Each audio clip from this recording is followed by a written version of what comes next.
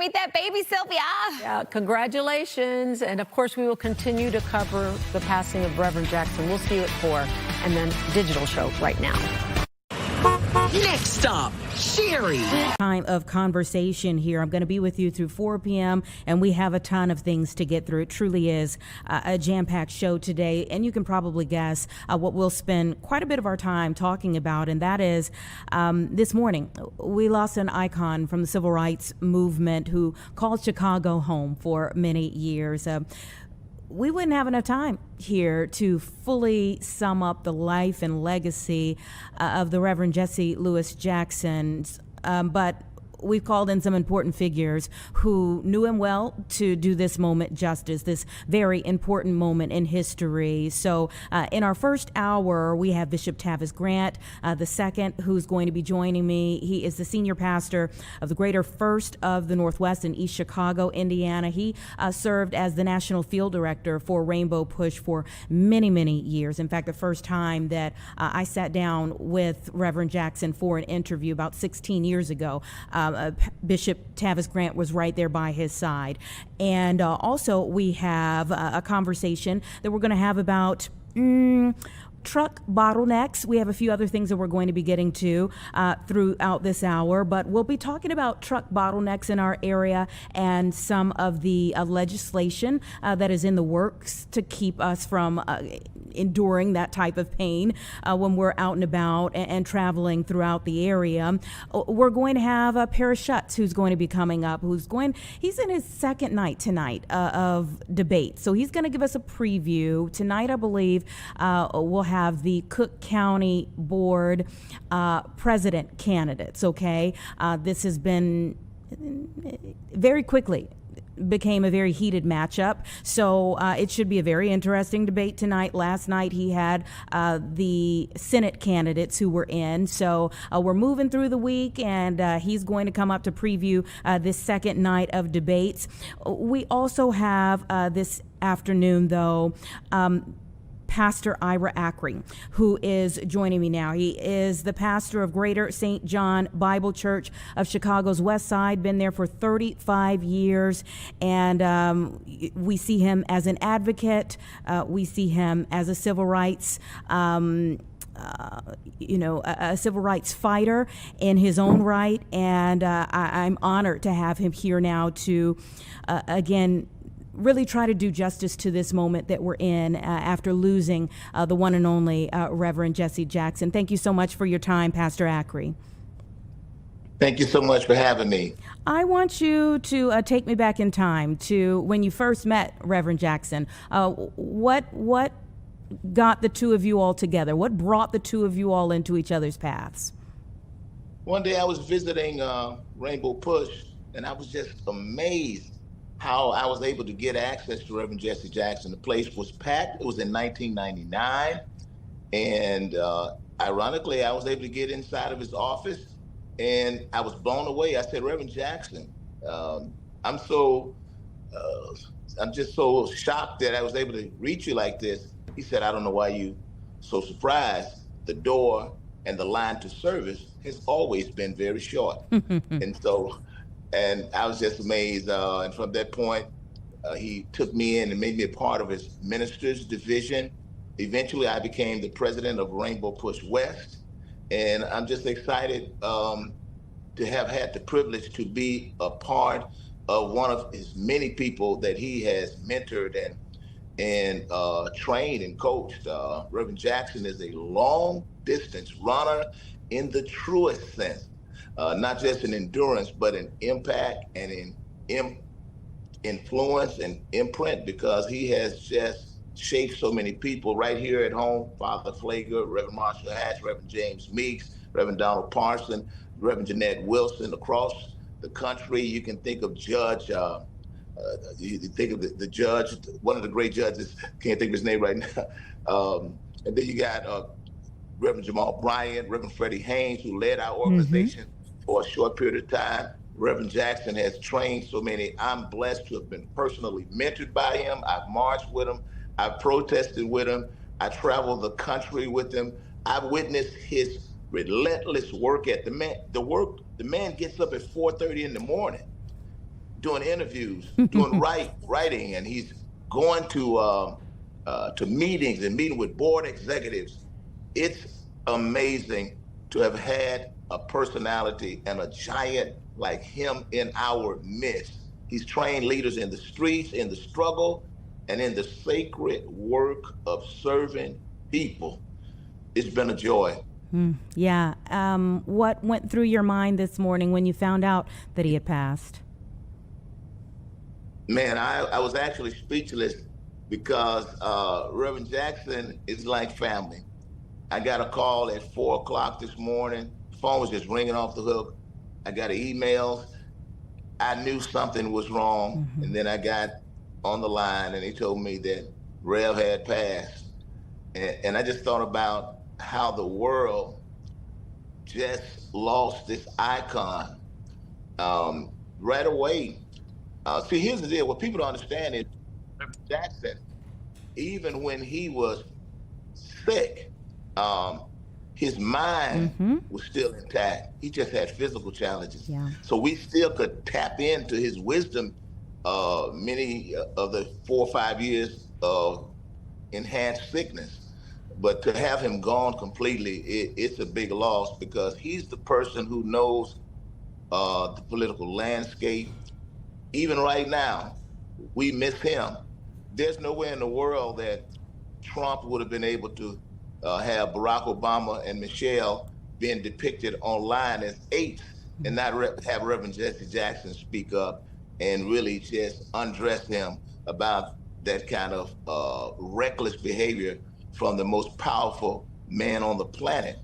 You know, it's been a tough day, even though you know that this hour is coming, and it's still rough when you hear those final words that he is gone, because his work ethic was legendary, his impact was unprecedented, his commitment was relentless, his vision was global, his impact is immeasurable. He was committed to leveling the playing fields for all Americans. Nobody could do it like him. I remember when I was growing up, he would talk about, I'm black and I'm proud, and he would talk about, let's push the black person. But in 1984, when he ran for president, he became a national icon for not just blacks, but blacks, whites, Asian, Latinos.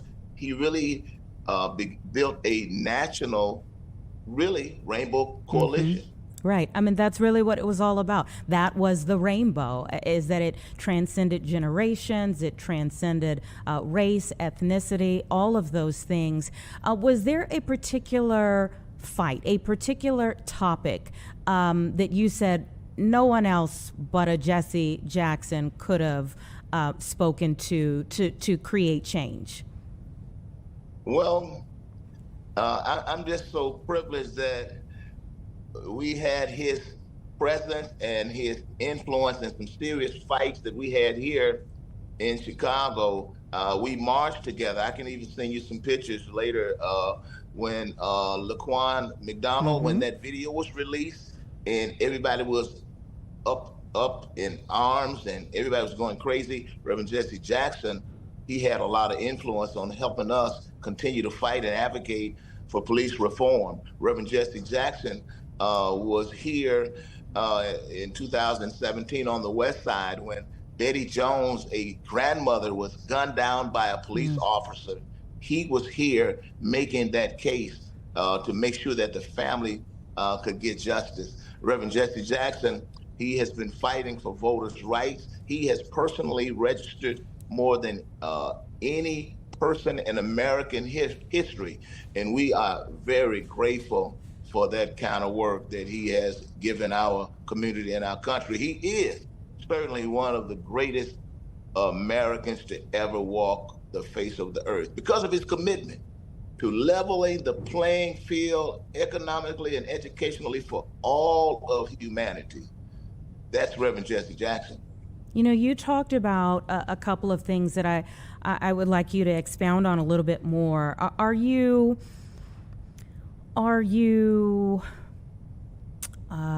struck by the fact that we lose Reverend Jackson, in the month of February, as we are celebrating Black History Month, and some of the issues he fought for many years ago, people are still fighting for today. Yeah, yes. But I find hope in knowing that there are so many people who are still around. The judge I was trying to think of a second ago was Judge Greg Mathis, Oh, who's on yes, our national board. Mm-hmm. Yeah, we're appreciative of him. Reverend Al Sharpton, how can I forget him? We still have people like Greg Livingston. We have Reverend William Barber. We have proteges of Reverend Jesse Jackson who's still around, and that's our hope. He didn't just run the race, but he left a blueprint for us to continue the struggle. And it is sad. It is emotional, and it really almost breaks you down to know that Black history will be the month that we will have the loss of Reverend Jesse Jackson. But on the other hand, one of the great African-American heroes, there's no better month for him to make his transition during a time, rather than a time like this where we are paying tribute to our heroes. Mm-hmm. When you think of, I was looking at that iconic photo of Reverend Jackson this morning on that balcony at the Lorraine in Tennessee, the day that Martin Luther King Jr. Was assassinated. And I said this morning, it in that sense becomes a moment of a baton being passed. What do you see as the challenges for the baton being passed to this generation now?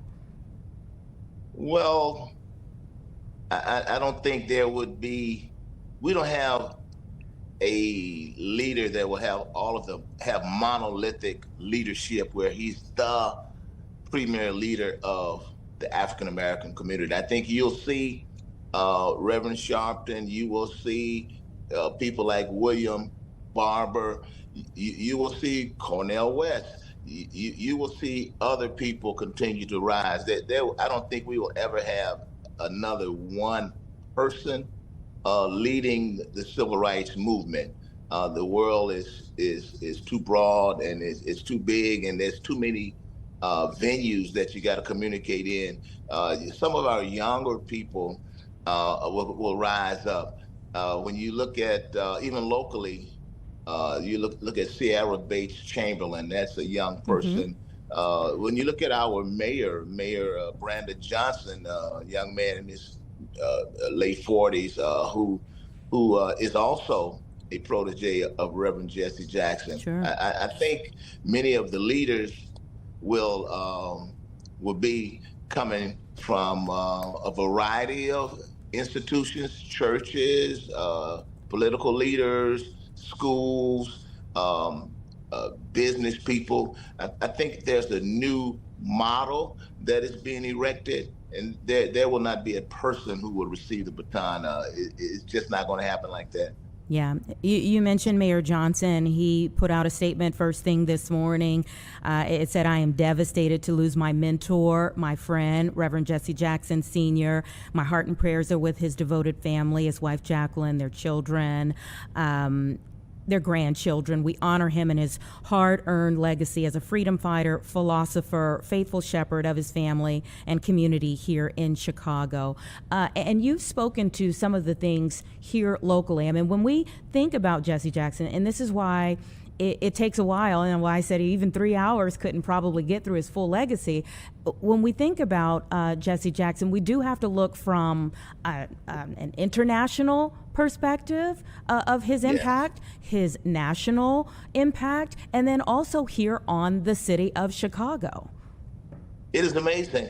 My influence and my relationship has been locally and nationally. We've traveled to New York. We've been on Wall Street talking to people who are wealthy people who are making a difference in the world, and we have met with board members from New York Life Insurance. But Reverend Jackson's his work has extended beyond that. Reverend Jackson has he's freed hostages. Yeah.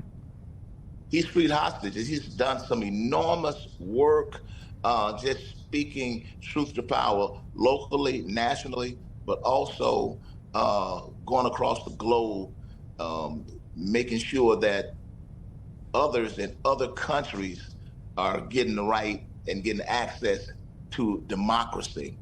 What bothers me today is that, Donald Trump, he gets a chance to have the rest of his term without a person like Reverend Jesse Jackson's witness and antagonism and his political analysis to challenge this kind of foolishness from the most powerful seat on the globe. The end of the mayor's statement says, I ask you to anchor your hope in action to honor Reverend Jackson's enduring contributions. He believed in you and found hope in humanity. Do something today to keep hope alive. How do you keep hope alive? You mentioned some of the things that you find very challenging in this moment. How do you keep hope alive? I think everybody, well, for me personally, I will continue the work that we are doing here. He gave me the opportunity to be the president of the Rainbow Push West organization. And then we eventually started the Leaders Network Chicago, which is a West Side faith-based social justice organization. And we will continue to advocate for those who are lost, locked out, and left behind. We've also started a credit union to fight for economic equity and for the rights of those who've been victimized, by these financial institutions. So this is some of the work that we will continue to do.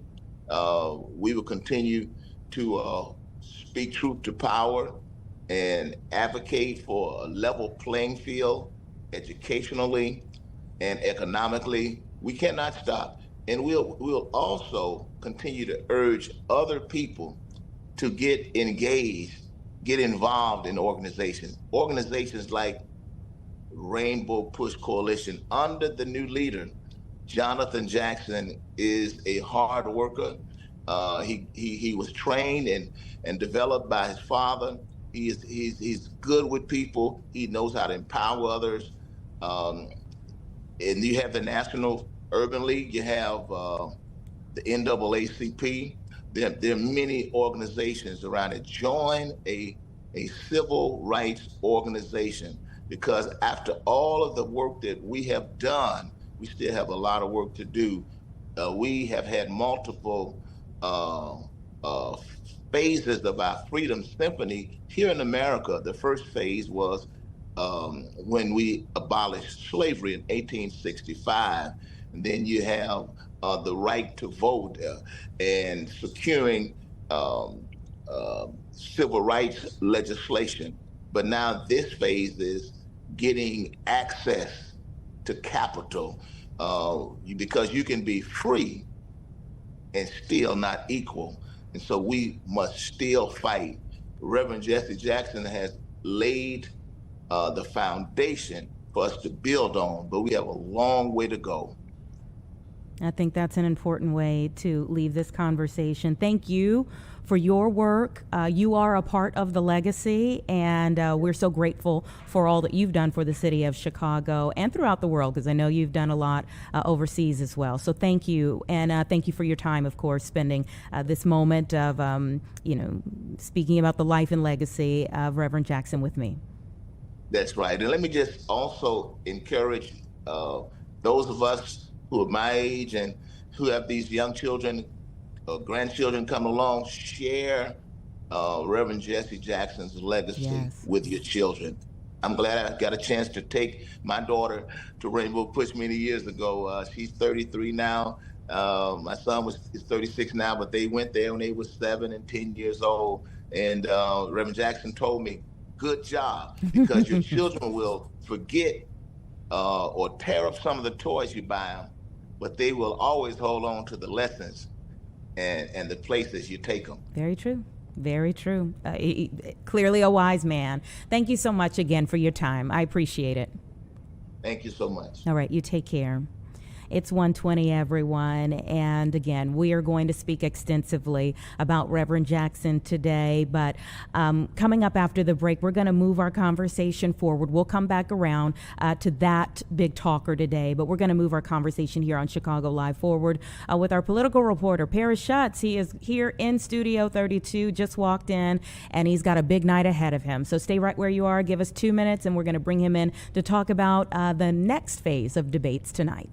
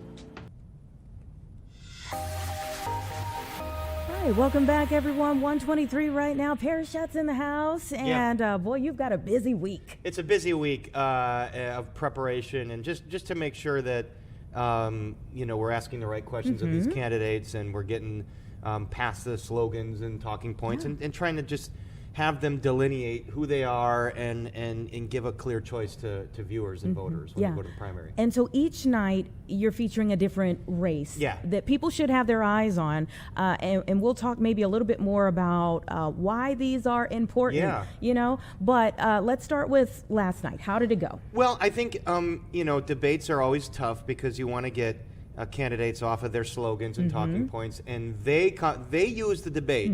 They have their agenda, which is to further their talking points and to maybe make little clips of it to put on social media as part of their campaign. And so I understand that that's kind of, we have different agendas here when we go into this. But I thought that the three of them really did dig into some policy, what they would do, how they would get it done, and there were some differences, and I thought they presented some pretty clear distinctions, even though they're similar. They're all Democrats. And this is for the Senate. This was for the Senate, I'm sorry. Yeah, this was for the open Senate seat that Dick Durbin is vacating, and it was Robin Kelly, Raja Krishnamurthy, and Juliana Stratton, and I think they were clear lanes that they were occupying, and I was struck by when Congresswoman Kelly said, well, it's fine to have goals and dreams and stuff, but also we have to live in reality of what we can accomplish. Do you want someone that's going to say these wonderful things, but then gets in there and we have to work with Republican majority and we'll never get them done? And so that was I thought that was a interesting thing to say. Because in these campaigns, they all want to talk about their big, kind of highfalutin goals. But I think it also creates the difference that she's trying to make between at least two of them that are in Congress versus someone who is at the state level. Yeah, and now look, all three of them have been in public office for a while now with good experience. So all three of them are experienced. Yeah. There's no question about legislating, about policy, about politics, about how to get things done. They've all had experience now. And you're right, Krishnamurthy and Kelly, it did seem maybe they were ganging up on Stratton a little bit. Stratton has taken the further left lane, I think, the more progressive lane. She's thrown out the more bombshell slogans, $25 minimum wage, abolish ICE. And the other two don't necessarily disagree, but they've talked about, it's one thing to have slogans, but we actually have to work across the aisle. They both brought up the fact that they had passed legislation with Republicans, which I think is an important thing. I mean, it's going to be a divided Congress no matter who wins. No one's going to have super majorities, we don't think. So those things are important to bring up. And the old adage, in the primary you want to run to your left or run to your right, and then you move to the center. But I thought that there were distinct lanes here for these, and I was pleased that we got off the slogans. Raja Krishnamurthy, for instance, talked about AI. I thought that was an interesting conversation, and he brought up what's concerning is not just the technology, but who it's in the hands of. Right. A few rich, powerful people that are controlling this technology. We need to change that. We need to encourage AI to be accessible to everybody and to break up whatever kind of monopoly these people have. That's very interesting policy, discussion. On multiple fronts. On multiple fronts. Multiple fronts. The AI itself, but also the class issue. The class issue as well. Sure. Or the issue of trust in government and releasing the Epstein files. The issue of the economy. I mean, we started with the economy and consumer issues. Because I still think that always drives elections, and it is this time around pocketbook politics. Yeah. And I thought they all three had very distinct, prepared policy ideas. Stratton says a $25 minimum wage. Kelly said $17, but we have to bring business and labor to the table. So there were differences there. Krishnamurthy, I think. They're all progressive. They're all Democrat, but Krishnamurthy maybe took the more moderate route in terms of we got to bring business to the table too. We can't just put businesses out of commission because they can't afford to pay what we've demanded the minimum wage is. So I thought just a lot of interesting ideas out there. Sure. Now, one thing that I've noticed between the three of them, and you typically find in a primary season, is that people don't really cut to the bone when they're trying to make differences between the other candidates primarily. Right. But we do see that in the case of the race that you're previewing tonight. Yes. Great segue, Anita. Yes. Oh, I love that. I'm really looking forward to this. This is the Cook County Board President, the incumbent Toni Preckwinkle. She has amassed quite a legacy and quite amount of power. She's the Cook County Democratic Party chairman. Has been for some time. She has been for some time, and the quote unquote the boss. I mean, she kind of runs the show, but also has run the county. And she's seeking a fifth term, and she's getting a challenge from Brendan Riley, longtime downtown 42nd Ward Chicago alderman. He's been in public life for many, many, many years. He's taken a more, again, centrist approach. There are clear policy differences in this one. For instance, again, Preckwinkle she's been amazingly effective over the year. I remember covering her when she was the alderman for the 4th Ward, Hyde Park, and she was like the council progressive, but she didn't necessarily have, this was under Mayor Daley. She didn't necessarily have a lot of power to make those things happen in a citywide scale. And when that seat opened up, or that opportunity came to run for Cook County Board, I mean, I can't believe I'm old enough and I've been around long enough to remember this. So she took on Todd Stroger, who had been very controversial.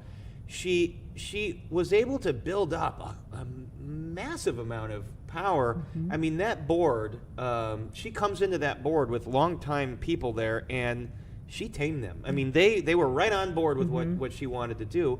because she was remarkably effective at playing the game of politics. She had to compromise some things. Sure.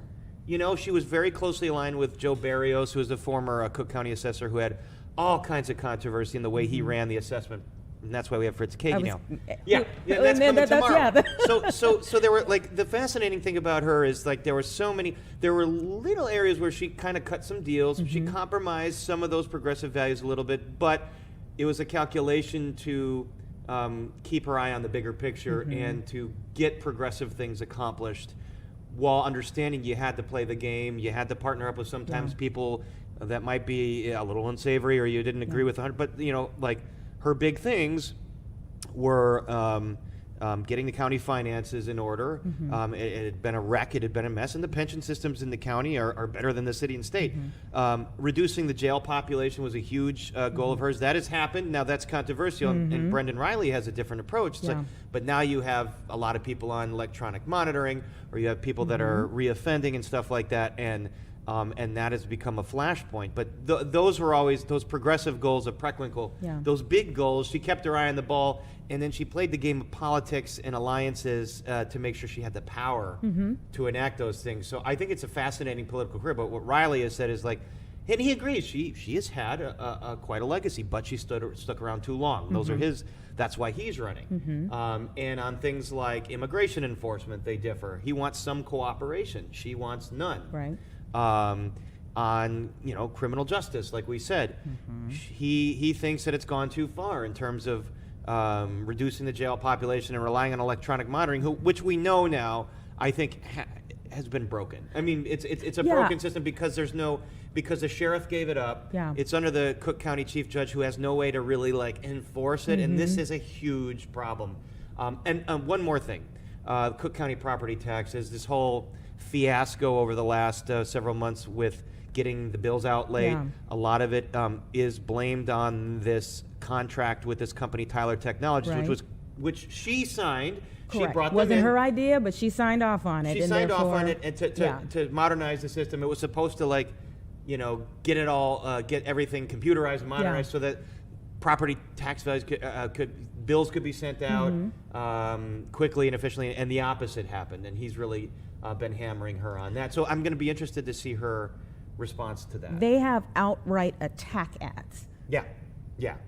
Outright attack both of them. ads. Yeah. Well, she's claiming he's a Trump guy.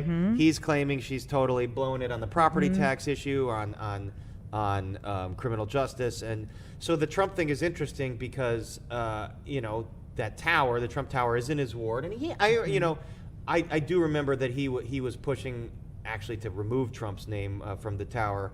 I don't think it's accurate to say he's been Mr. Trump supporter. I mean, he hasn't. I think one of the ads says more like he signed off on the name going up, but then came back around to want the name coming off, which is similar to her with the tax system. And well, you signed off on it, so ultimately it lies on you. Yeah, no, these have been great lines for attack ads and stuff like that. And these are things to get into this debate. I mean, with the Trump thing, he signed off. I think at the time Trump wasn't the controversial political figure that he is.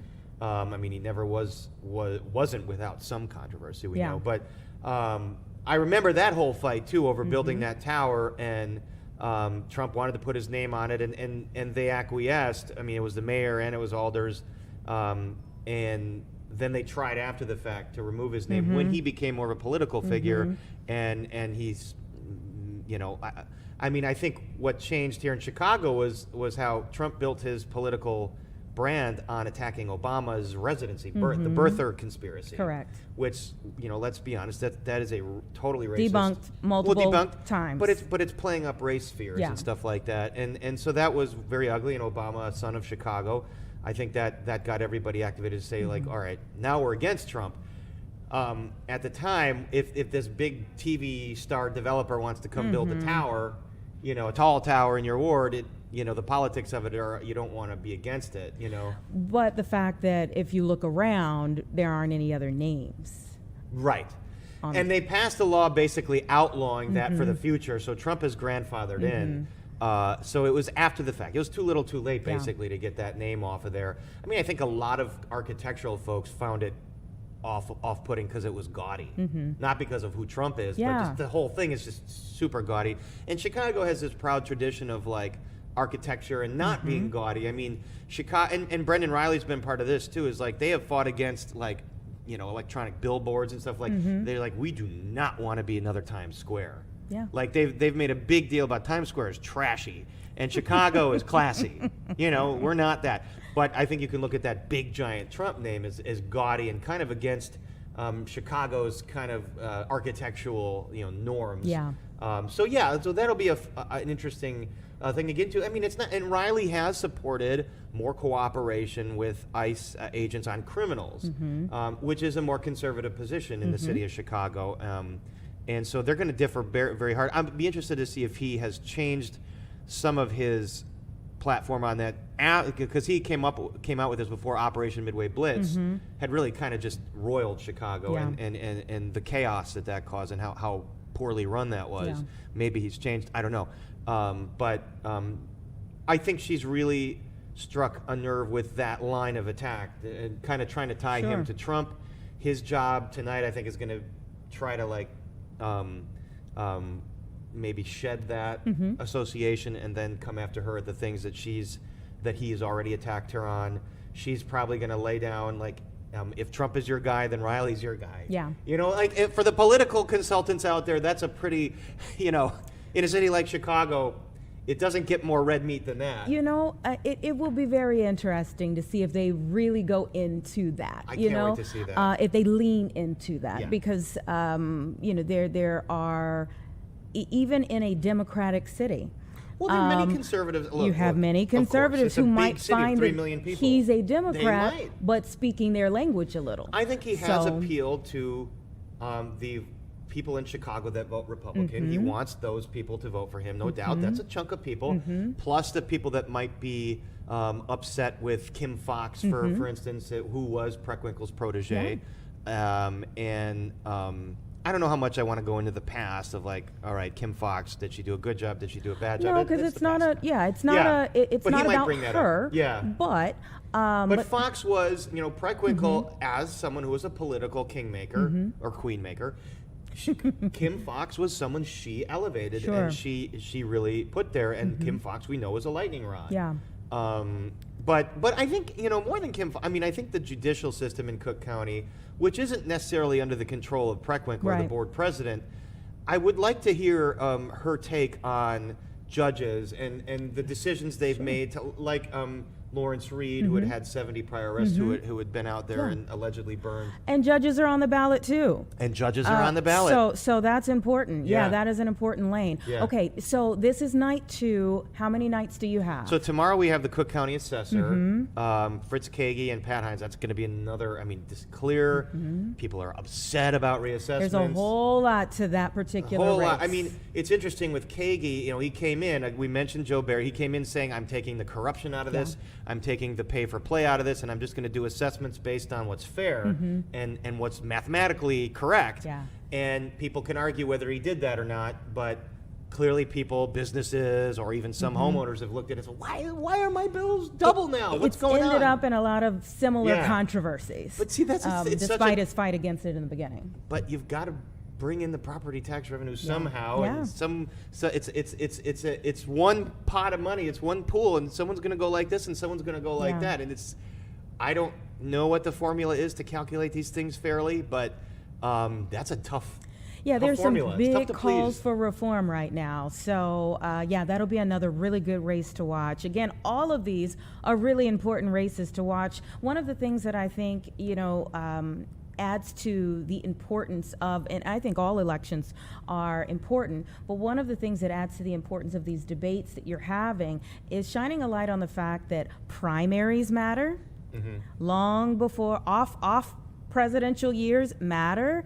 All of these elections matter in their own right. So not getting lost in, I'll wait. National midterms for sure matter. Yeah. And especially right now under a polarized climate. But then locally here, this Cook County Board president race and the assessor rate, don't sleep on that.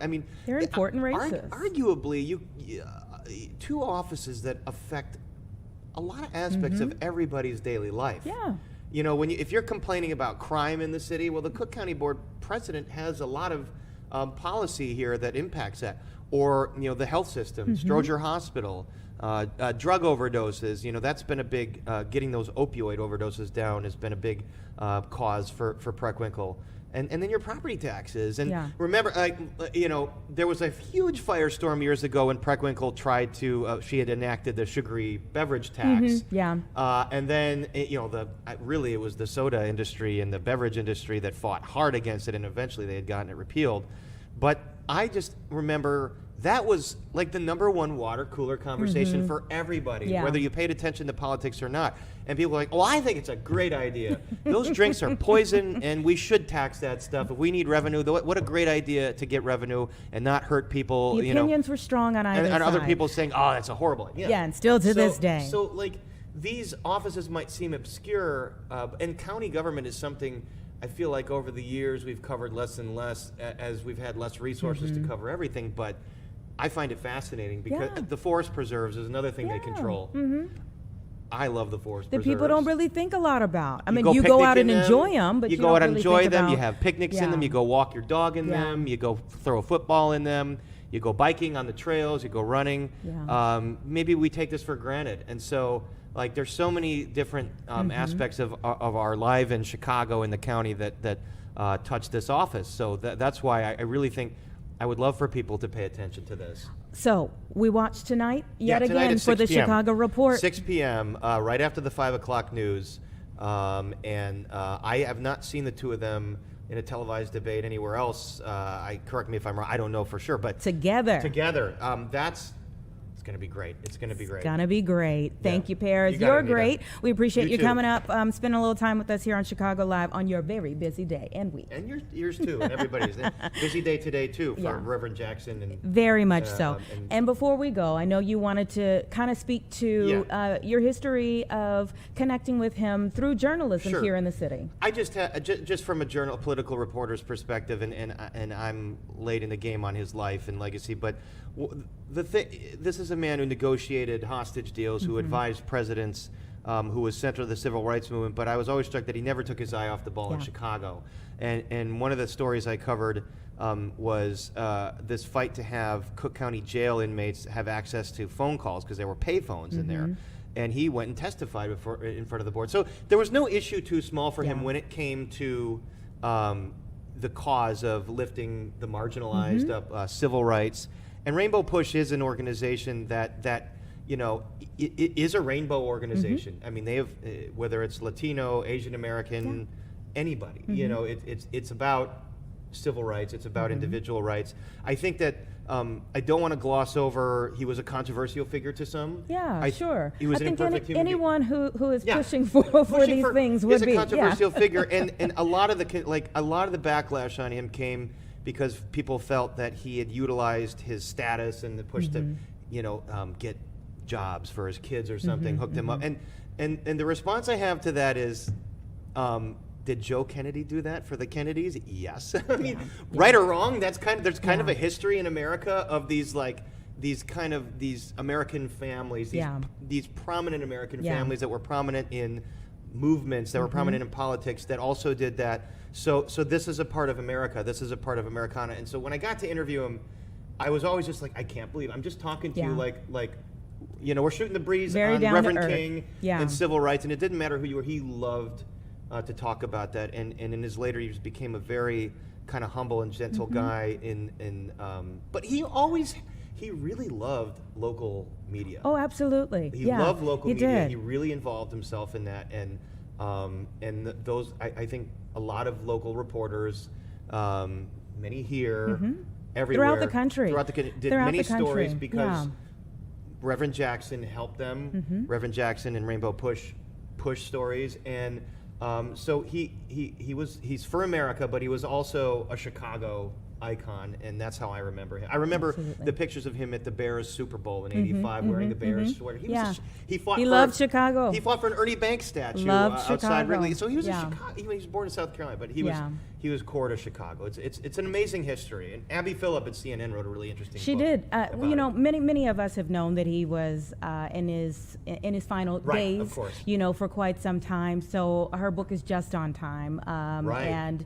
And I would encourage anyone to watch it. But of course, we've had the opportunity. Many of us have had the opportunity to watch his Sure. life for our lives. You know, And his kids. I had a conversation with my dad. You know, Yeah. about when on college campus. You know, with the Right. big afro and all of this. So Right. so yeah, you know, Right. there are many stories that we'll hear today. We're getting ready to get Yeah, to you're gonna one, have a but I appreciate, you know, hearing from another journalist about your interactions with him along the way.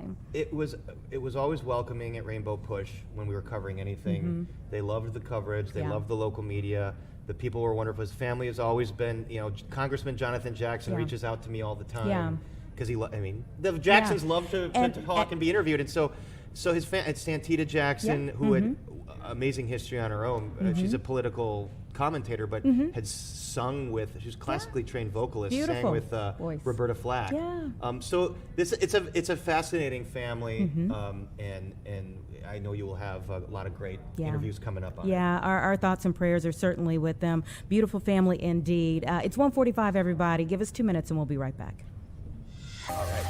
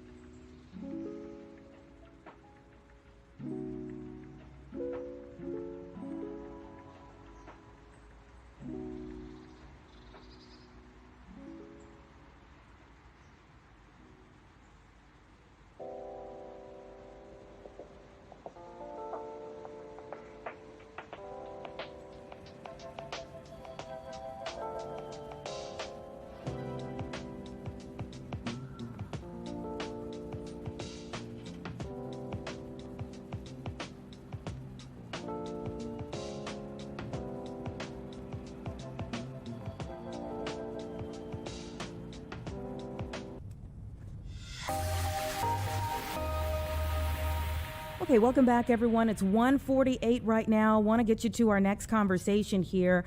Have you ever been stuck in a truck bottleneck? Many of us have. They are very frustrating. In fact, congestion delays, this is according to new research, congestion delays inflicted on truckers are the equivalent of 436,000 drivers sitting idle for an entire year. I know that's like a nightmare scenario no one really wants to think about, but let's get to Rebecca Brewster. She is the president and chief operating officer of the American Transportation Research Institute. Thank you so much for your time. Thank you for having me on today to talk about everybody's nightmare traffic congestion. It really is. It really is. So this is the 15th annual list that just came out highlighting the most congested bottlenecks for trucks in America, all over. Let me ask you about maybe the top three. Why do you think they're there? Where are they? And why do you think they're there? Sure. Well, first a little bit about how we develop this, because I think it adds important context. So ATRI collects truck GPS data. It comes into us in real time from 18-wheelers operating all over the country, hundreds of thousands of tractor trailers. And we're monitoring traffic congestion at 325 locations around the U.S. So we take a full year's worth of truck GPS data, and we look at how slowly trucks are operating and how many trucks are impacted at each location. So speed and volume go into the calculation to come up with the worst 100 places to operate a truck. And quite frankly, even though our data generates from trucks and we call it a truck bottleneck list, these are choke points that everybody feels the pain from. And Chicago, for better or worse this year, has supplanted a 7-year-in-a-row champion that was now moved to number 2, the George Washington Bridge in New York, New Jersey. And you now have the number 1 truck bottleneck at I-294, where it intersects with I-290 and I-88. I mean, when we look at that, you can get caught in this, and you're thinking to yourself, how long could this possibly last? And sometimes it's maybe a few minutes, and sometimes it's literally hours. Tell me a little bit more about what you hear from people when these lists come out. Absolutely. Well, the good news is the real value in this type of research is it's not a survey. It's not what do you think, where do you think the worst traffic is? It's actually generating from real world truck operations. And because of that reliability of the data source, states use this list to figure out where to target infrastructure investment. And nowhere is that more evident, and we've held it up as our poster child for this for years, than in Chicago with the Jane Byrne interchange. When we first started doing this research a number of years ago, that was the number 1 truck bottleneck for 3 years in a row. The state then made the investment into fixing that interchange. And now in this year's list, it's all the way down at number 26. And so it really does prove the point that when you highlight where these choke points are, and states make the investment to fix these locations, there really is a positive payoff. Yeah. So infrastructure, of course, comes to the top of your mind in terms of things to improve. Once a list like this comes out, I'm wondering why a freight bottleneck here in terms of why Illinois becomes a place and Chicago becomes a place specifically where there's that much freight movement. Well, certainly given its location in the center of the United States, you're going to have a lot of through traffic. And I live in Atlanta, and we have a lot of these truck bottlenecks too because of the same situation. We're a major metropolitan area, so lots of population drives the need for everything that's delivered by truck. But we're also a location like Chicago where a lot of trucks are going through to get to other cities and other major metropolitan areas. So combined with all the car traffic in Chicago and in my hometown of Atlanta, put all those trucks in that mix as well, and it just makes it a difficult soup for anybody to get through. Yeah, and then the hard thing is that even when there are projects to eventually solve the bottleneck, in the interim they usually cause more headaches. They do. Construction creates congestion. There's just no way around it. So what I've been telling folks as I've been doing these interviews today is take heart when you see those orange cones and those construction barrels and those concrete medians, temporary medians in place. Don't worry, help is on the way, because it means your DOT is working to fix that location. And sometimes I know as we watched the Byrne interchange for years as it was undergoing its redesign and rebuild, it seems like these projects seems to take a whole lot longer than you would hope they would take. But the data proves, particularly at that location, before construction and after construction, we saw truck speeds improve by 25%. So you really can have a payoff when you have those work zones, but there's no question that those work zones create a little heartache in the short term. Yeah. Well, thank you so much for putting out the list to bring our attention to this issue, and hopefully, we'll see some movement movement on multiple fronts,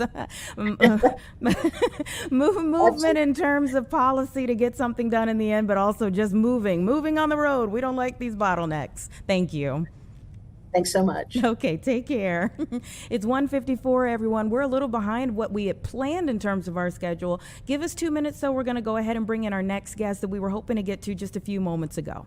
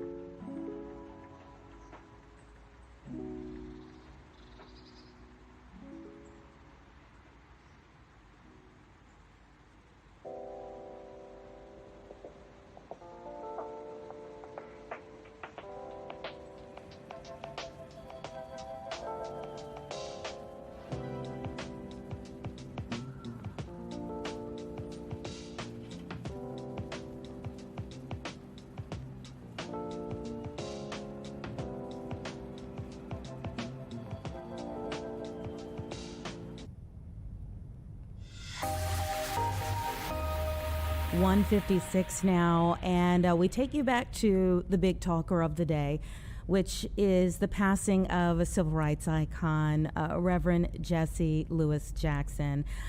You know, 16 years ago, I was a reporter in Oklahoma, and I was covering a story about a young athlete from Chicago who ended up with charges that it would take years to get dismissed.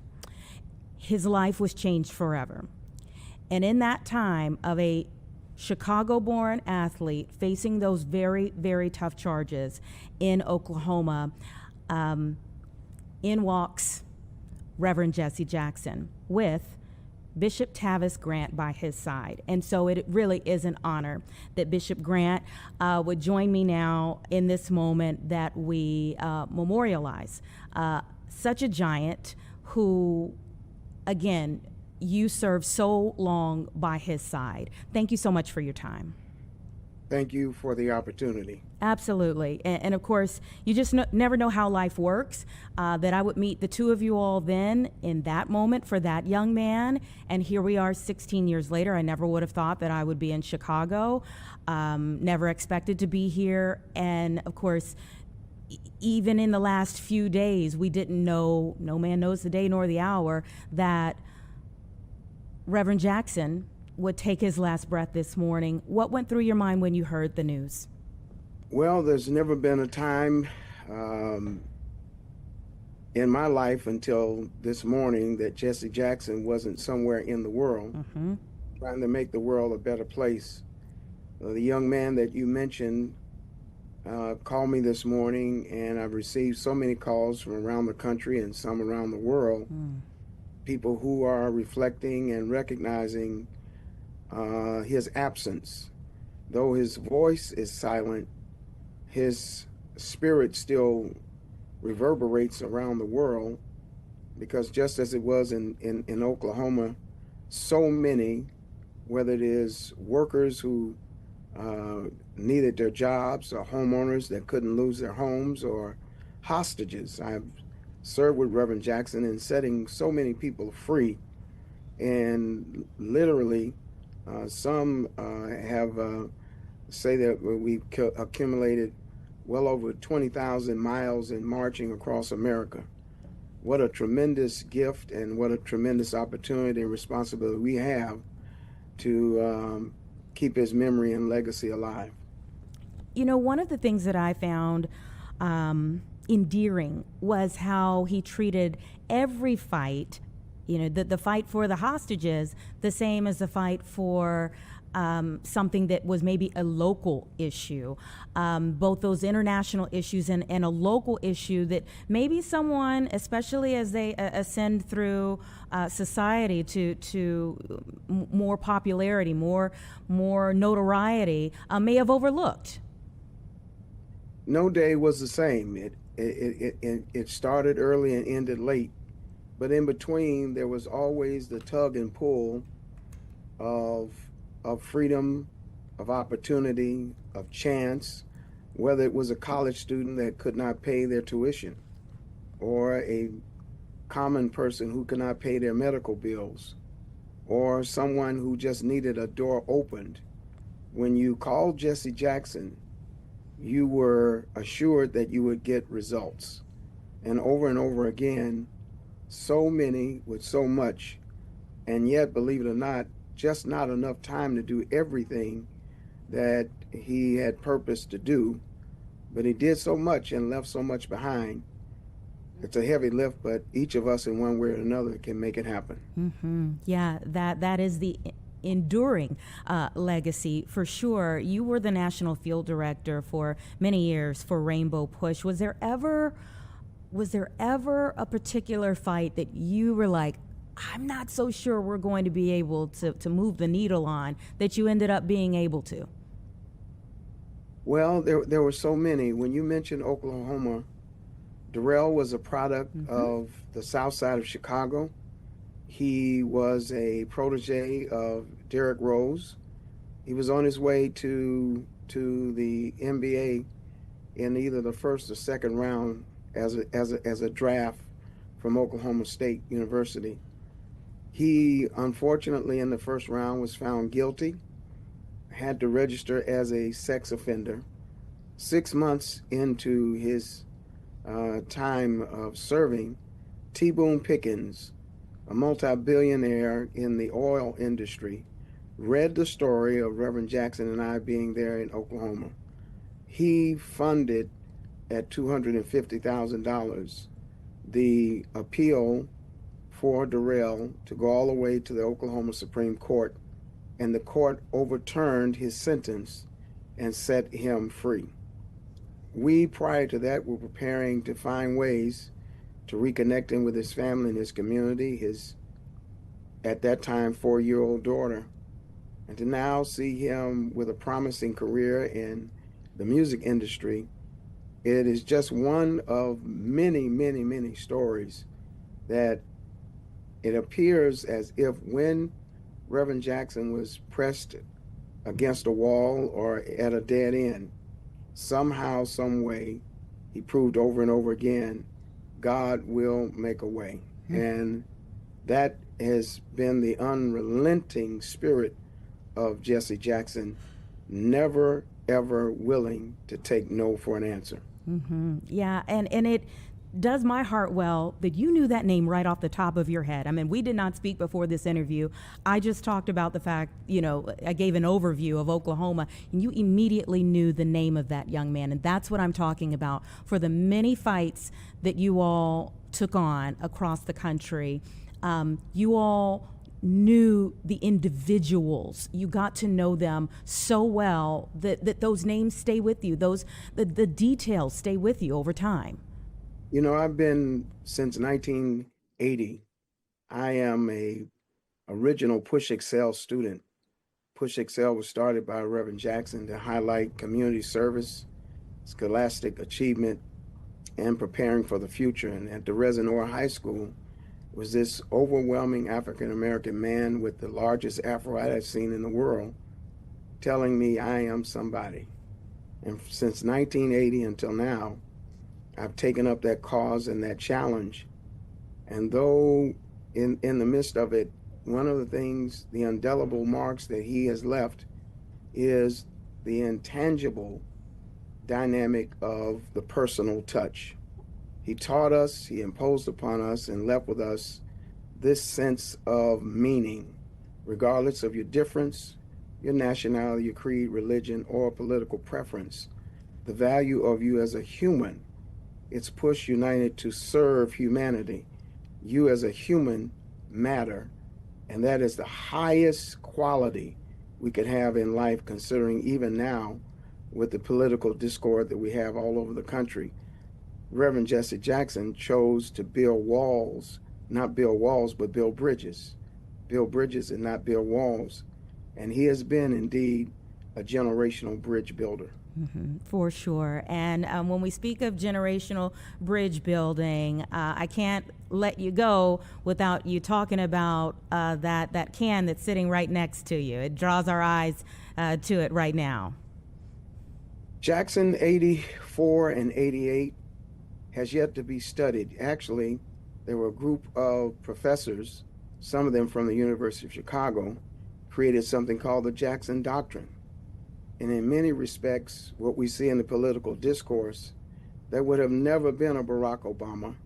There would have never been an opportunity for a Hillary Clinton. There would never been an opportunity for a Kamala Harris had it not been for Jackson 84, 88. When you talk about the impact of perhaps the John Lewis Voting Rights Act, expanding voting rights and making voting not just safe, but central to a healthy and productive democracy, you cannot tell that story without Jackson 84, 88. And I've kept this over the years to remind me, Reverend Jackson took buckets that were former buckets from Kentucky Fried Chicken, funded a campaign door to door, house to house, and the rest is history. And perhaps one of the most overwhelming residuals of today is even though he is deceased and will not be with us presently, he will be with us in spirit. And those of us who yet remain, we must accept the challenge to keep hope alive. Thank you so much for your time. Thank you for walking again side by side with such a giant for so many years, and your advocacy in your own right during that time frame as well. Thank you. Thank you for your service and the opportunity. Take care. 2:07 right now, everyone. Give us 2 minutes and we'll be right back. I'll set you up for what you can expect in this hour.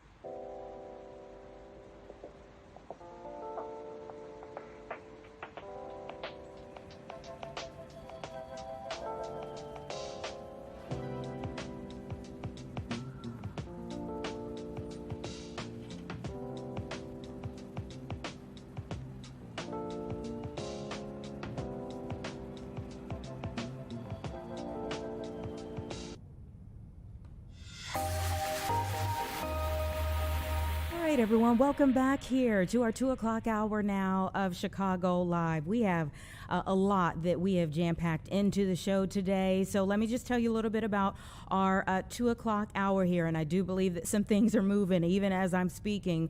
But we do anticipate not only to talk before the end of the hour about our local weather. It's been phenomenal the last few days. But, you know, conversation starting to start up now, like, is this faux spring? Someone said earlier this morning, is this the spring of deception that we've been experiencing over the last few days? We'll talk a little bit more about that. We're also going to talk to our network's Robert Ray. Robert, while we have this fantastic weather here in Chicago, is standing in the midst of snow in Nevada, of all places. So we're going to catch up with him somewhere around 2:45 or so. Also, we're going to talk about a housing program in Aurora that's going to help a lot of people if it gets off the ground. We're going to talk about drug affordability, because that's another major issue that is plaguing so many people throughout the country. There is a roundtable discussion that's supposed to be going on. So if we have the opportunity, we may be able to dip into that live. We anticipate having Larry Rogers, Commissioner Larry Rogers, to talk a little bit more about the life and the legacy of Reverend Jesse Jackson, as that is our big conversation of the day. But you all always love when we have the one and only Harvard astronomer Avi Loeb on the show. And there he is. Welcome back, our friend. Thanks for having me, as always. We appreciate it. Now, usually we're talking about Atlas, but today we're talking about a little something else. You know, just recently, former President Barack Obama was in the midst of an interview for a podcast, and he was asked about aliens. He said he did not see evidence while he was in the White House of aliens making contact with us. But, you know, there's this question out there of what if they're out there and we just don't know it? Avi, what were your thoughts on that podcast discussion, and where do you think we go with this discussion from here? Well, it was interesting that he felt the need to mention that subject. He also said that this was the most pressing question that he was curious about when he became president. And he could have talked about many other political items. Instead, he chose to mention that. Now, the question that came in my mind and in other people's mind is, of course, where is the beef? Because we haven't seen him It's what's for dinner. Yeah, any evidence. And the question is whether that's just in order to prepare the public for a more public announcement by President Trump in the near future. I don't know. What President Obama did mention here and in previous occasions is that there are objects that the government cannot identify. Mm-hmm. And I can understand why the Pentagon would prefer to keep this data classified for two reasons. One, the defense budget is $1 trillion, nearly $1 trillion in 2026. We really invest a lot of funds in monitoring the sky over the U.S., figuring out if there is any risk to national security. And it's difficult for those in charge to admit that we fail to recognize objects in the sky and or in the oceans. And so they would try to keep it under wraps so that nobody looks over their shoulders and tells them they are not doing their job. And the second, of course, possibility is that some of these unidentified objects belong to adversarial nations, in which case you don't want to expose the weaknesses of our defense system, and therefore you would keep such data classified. But my answer to that is that there must be data from 50 years ago, and the technologies that were used back then are not relevant anymore. And so they should share any data that was obtained that looks anomalous from a sufficiently long time ago, so that we scientists can figure out if there is anything to it. If it can be explained by mundane phenomena, so be it. But the question of whether we are alone, whether we have a neighbor, is a question of great importance to the future of humanity, to people everywhere, and it should not be withheld from public view. So my hope is that if what President Obama mentioned, and obviously it's based on conversations he had when he was in office, if there is such information that can be shared with the public, it should be shared. And I would love to help government figure things out under these circumstances. You know, President Obama said, statistically, the universe is so vast that the odds are good. There is life out there. And he said, but the distances between solar systems are so great that the chances we've been visited by aliens is low. And I saw no evidence during my presidency that extraterrestrials have made contact with us. Really. But it, again, sounds like he believes maybe they're out there. Well, there is actually news that came after President Obama's presidency. After his term, we started finding objects visiting the solar system from outside. That was not known when he was president to astronomers. And we found those objects by chance because one of them passed close to Earth and was flagged as a near-Earth object. That was Oumuamua back in 2017. Since then, we found 2 others with our telescopes, and we will find many more, dozens of them in the coming decade with the Rubin Observatory in Chile. So now we know there are objects entering the solar system from outside that astronomers can find. They don't come very close to Earth necessarily, but in fact, just last week, I wrote a paper that reports about 2 very good candidates, statistically robust candidates for interstellar meteors. These are objects the size of a person that collided with Earth and were moving faster than the escape speed from the sun, the solar system. So these came from outside the solar system. There should be of order 35 million of them right now within the orbit of the Earth around the sun, so that 2 of them will collide with Earth over the past 7 years or so during the survey duration. And so, there are plenty of such objects that we are not aware of. And whether any of them is technological in origin needs to be found out by the scientific method of looking for evidence, collecting data. We should be curious about it, because if we say we know the answer in advance and we don't even check for technological objects, we might miss them. And here I'm talking about objects that are moving just like the icebergs, the rocks that we are familiar with in the solar system, because our telescopes are tuned to look for such things. Just imagine that there are technologies that are far superior to what we can imagine, to what we possess. They are moving much faster, objects moving much faster. They are darker, difficult to detect. We can't really notice them. They might be all around us. And so it really begs a scientific inquiry as to, be agnostic, not to assume anything, not to look just for rocks because we know that rocks exist, but to open up this search area.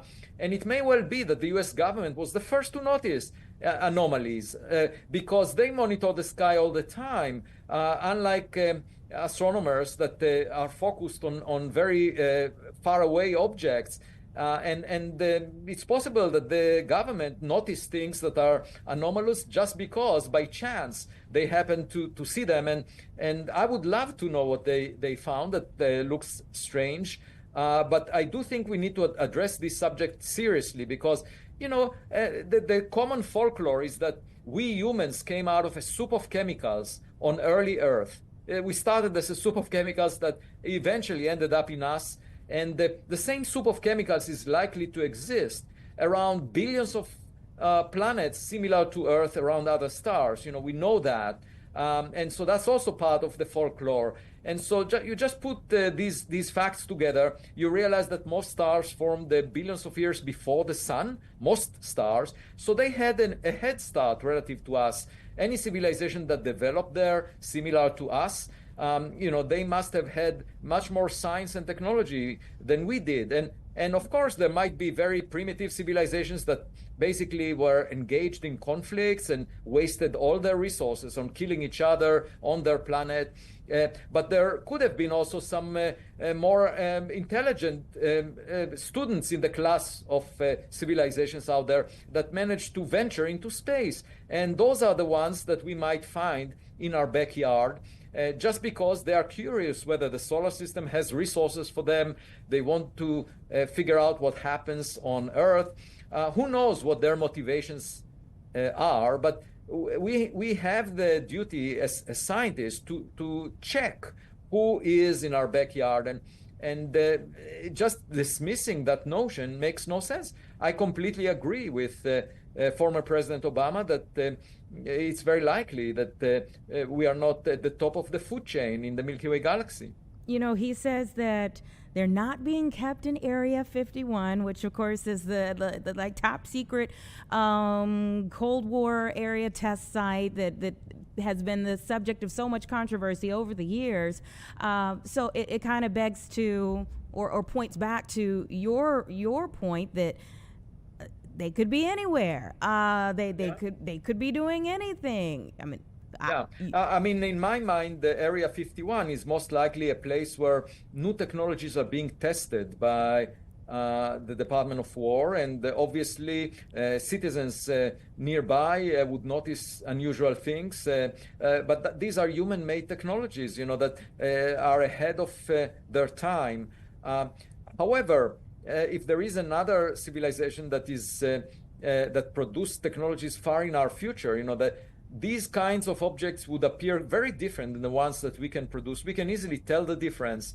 And that's the goal of the Galileo project that I'm leading. We have 3 observatories. The latest one is in Las Vegas, on top of a sphere there. We are monitoring the sky all the time in the infrared optical.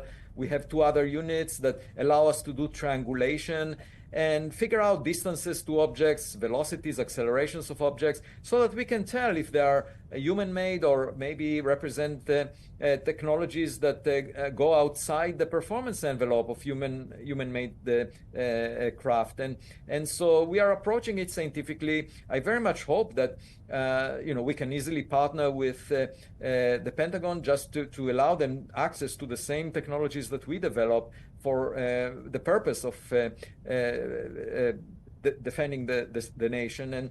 And otherwise, if we find something from out of this earth, you know, obviously the message should be loud and clear and heard by all humans on Earth. It's sort of like finding a tennis ball in our backyard, and then at the dinner table, I would tell my family members about it. Because even, you know, suppose I decide to hide the fact from my family members at dinner, they might realize that the neighbor is knocking on the door one day, or that there is implications to what the neighbor does in their backyard as to our home. And so it makes little sense to hide the fact that we have neighbors from our family members, all humans here on Earth.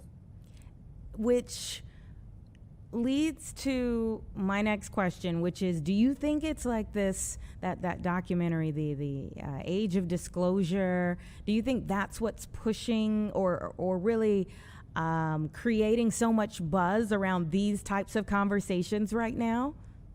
Well, yeah, that is a possible situation that we are in, that the information is being leaked slowly to get the public adapted to this new reality.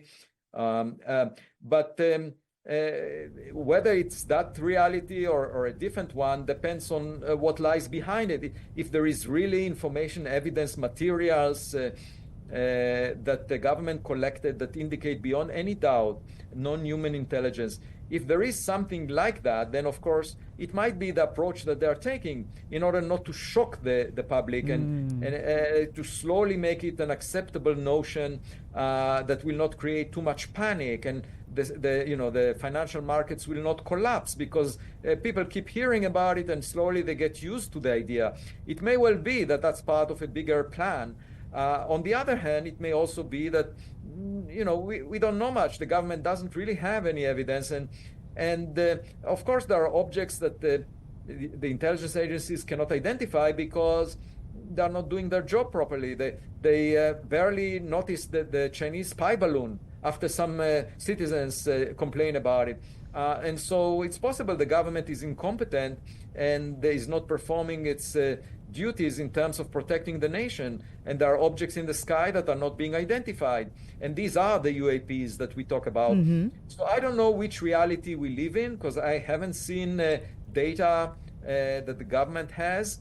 But if we do live in the first reality where they are slowly making us adapted to the notion that we might not be alone, then that makes my life far more exciting. I would love to live through that time when the State of the Union address includes a statement about the state of the universe.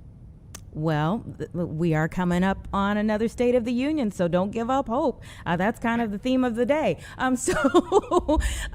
me ask you on a final note. I told you, usually we're talking to you about Atlas. There is another date coming up that was important for our calendar, correct? Yes, on March 16th, 3i Atlas will come closest to Jupiter, exactly within the distance where Jupiter's gravity dominates over the sun's gravity. And the interesting question to ask is whether it deploys any probes that might become satellites of Jupiter. We shall see. The most recent Hubble Space Telescope images, we have about 40 of them taken over the past 2 months. They reveal a very interesting structure of jets coming from the nucleus of 3i Atlas, 3 of them that are symmetrically aligned around it with 120 degrees separating them, which is a very peculiar symmetric configuration that you wouldn't expect for a natural rock that has some pockets of ice on its surface. Why would it be so symmetric? I'm intrigued by this. There is a paper I'm writing about it right now. So there are still anomalies about 3i Atlas that we haven't figured, and of course, none of them constitutes a technological signature that is beyond a doubt. And I'm just waiting to see what happens near Jupiter. And I'll be delighted to speak with you about it when the time comes. Well, that was my subtle, not so subtle way of saying see you soon. Thank you so much for always being accessible for us to get you here on the show. Thank you. Thanks for having me. All right. We'll talk in March.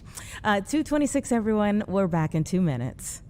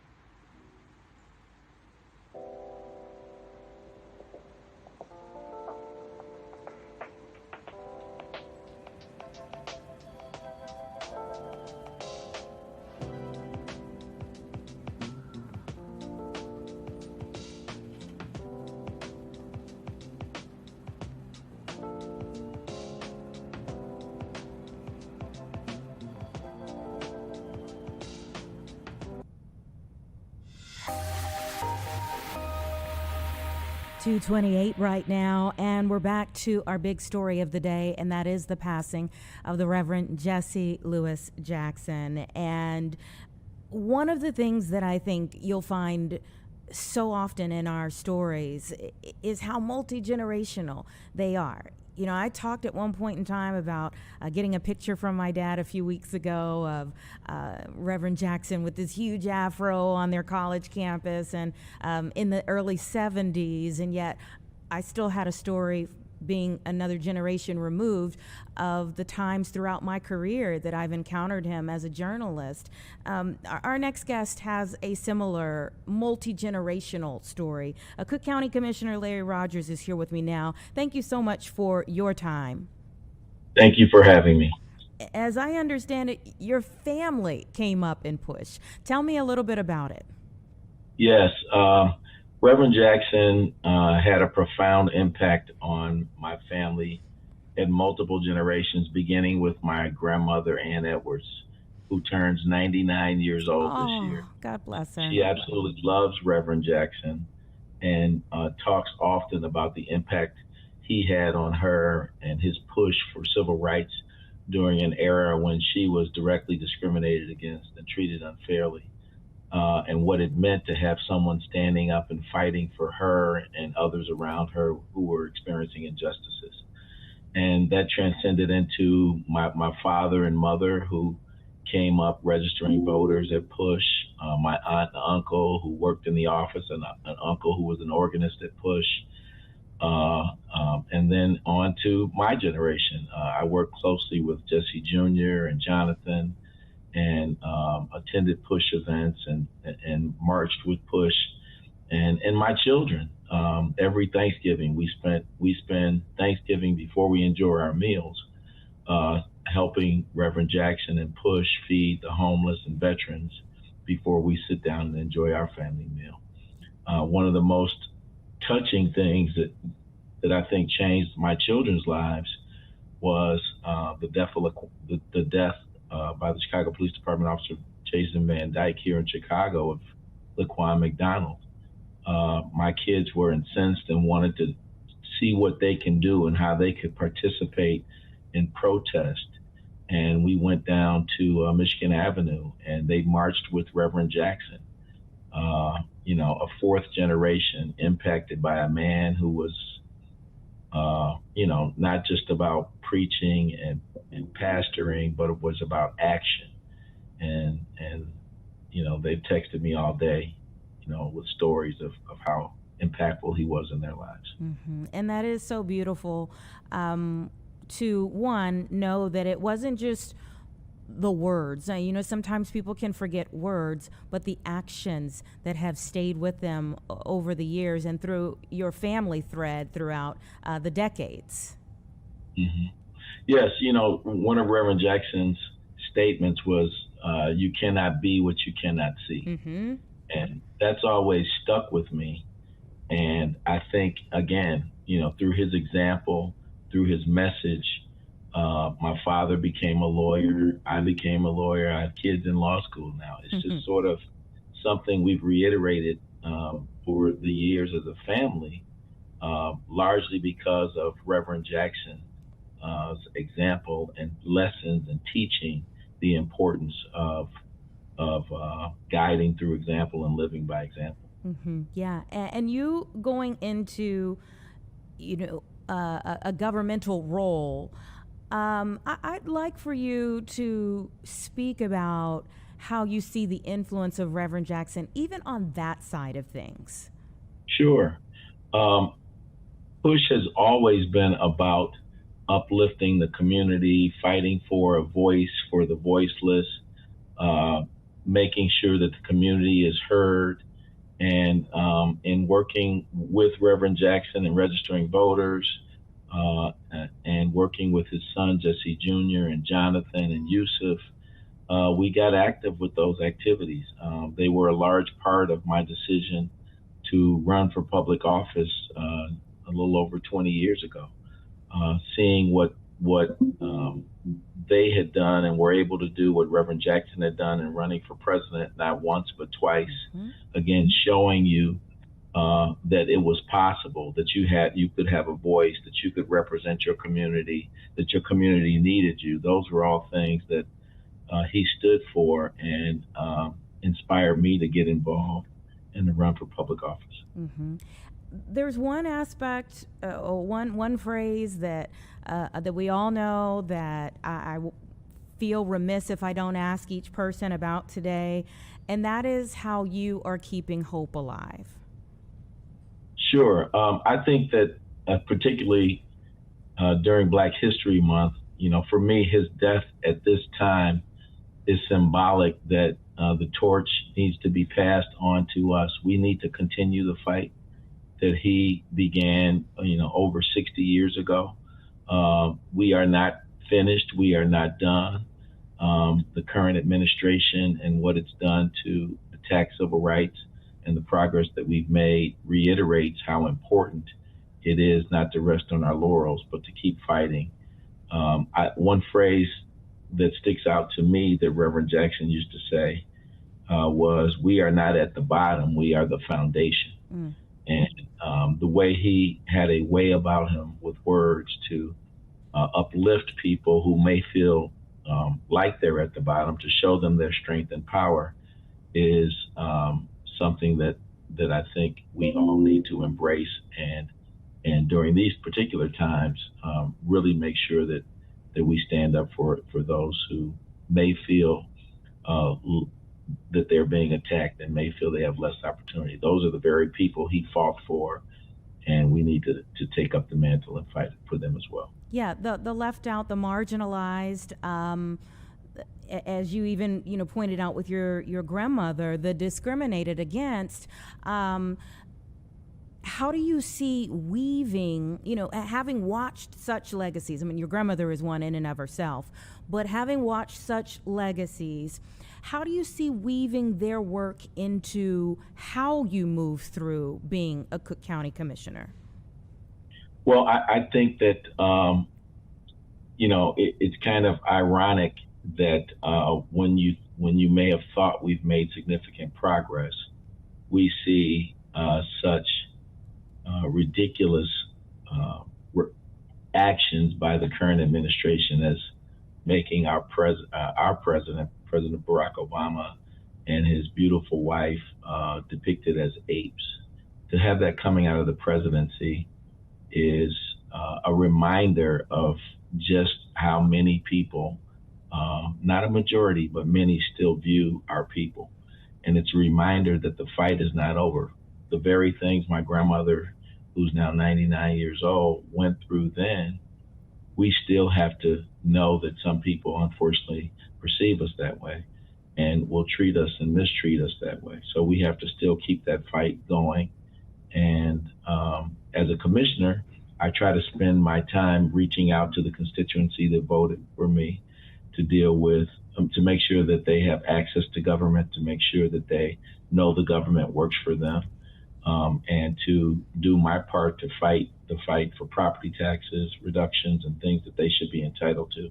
Like many of the downtown businesses and well-to-do members of the community, I want to make sure citizens who may be less familiar with the appeals process and how that works, make sure they understand it and have access and get the same benefits as other citizens throughout Cook County. Mm-hmm.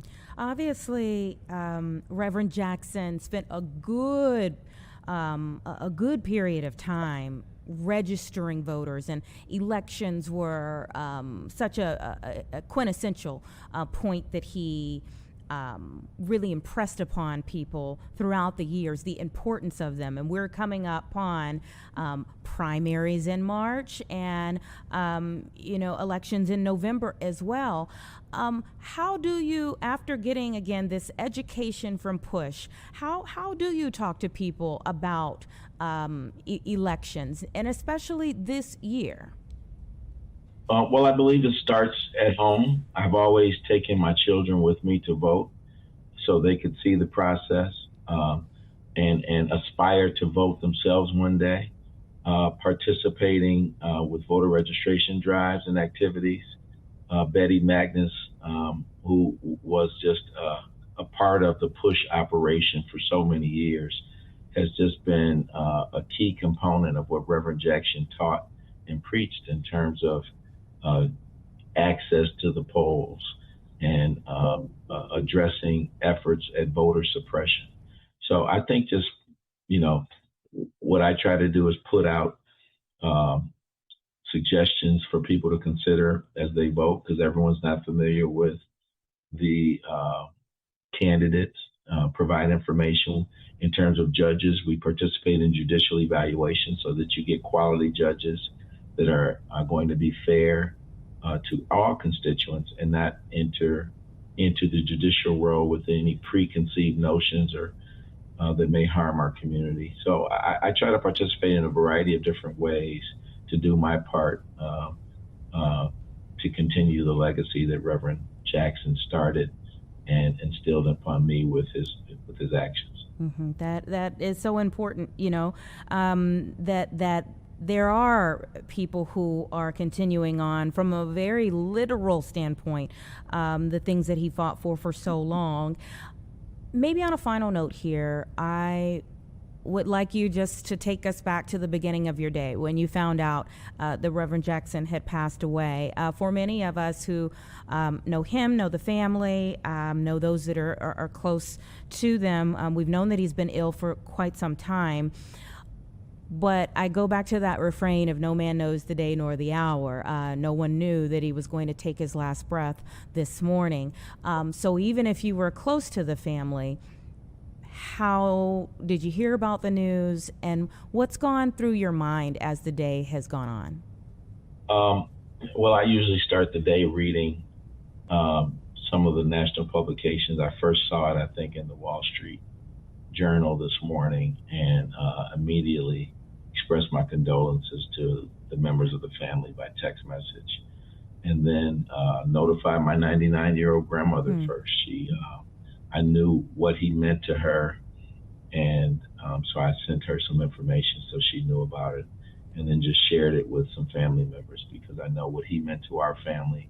I know what he meant to the world. And then I tried to spend some time reflecting on some good times and experiences with Reverend Jackson and his family, and sharing some of those through social media posts and with my family, so that you cherish the good times and the experiences and appreciate the impact world leader like Reverend Jackson made on your life. So I think now we need to just reflect on that, and then during Black History Month and beyond, decide how we can continue the movement he started and make sure that his legacy continues. Yeah, I did tell you on a final note there, but I would love to know how your grandmother responded to all of this. I mean, what a life, 99, to see so many things. She watched,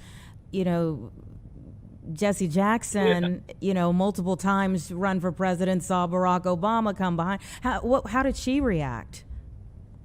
She was, sorrowful and reflective, and,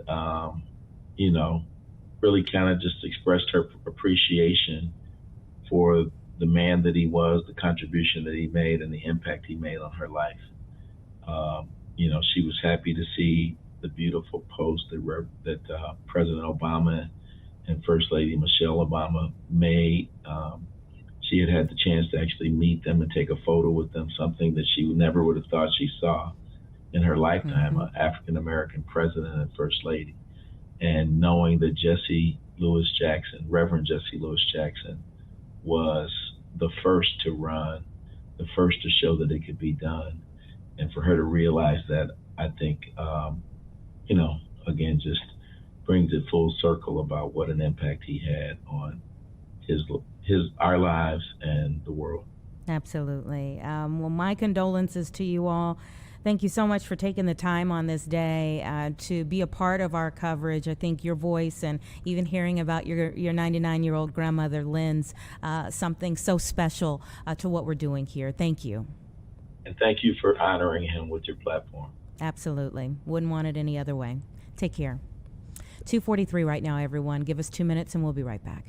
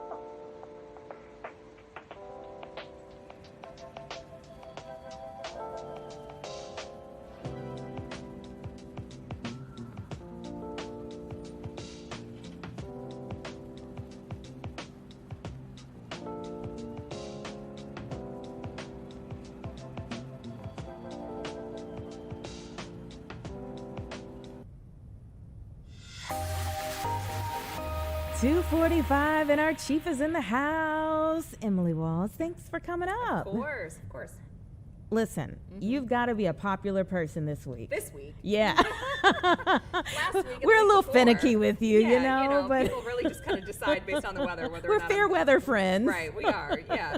This week it's been stunning. Of course, yesterday we had the record warm temperatures. We topped out at 65 degrees at O'Hare yesterday.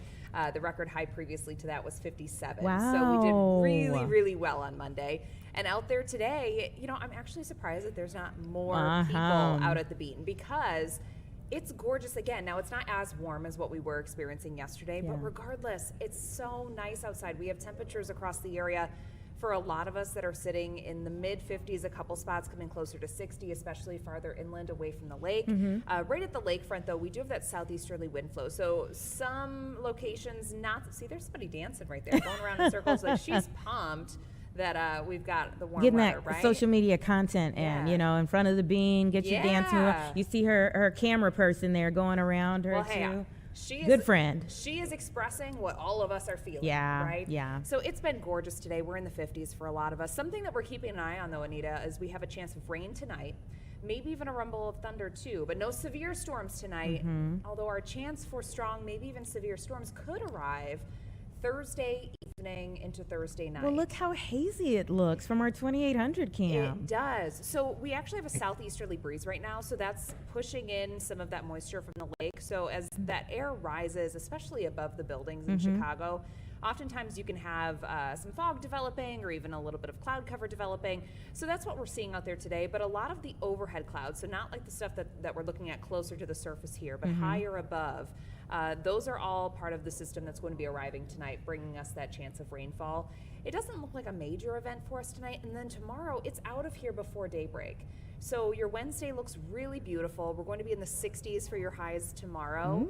But then that secondary system of the week, Thursday, is when we could start to see stronger severe storms. So one gentleman this morning that was in studio, he said, is it the spring of deception? Oh, absolutely. Of course it is. It's February, right? So, we've just been really lucky that it's lasted this long. Yeah. Because occasionally in the month of February, you get these warm spells that come in, but they last for only a day or two.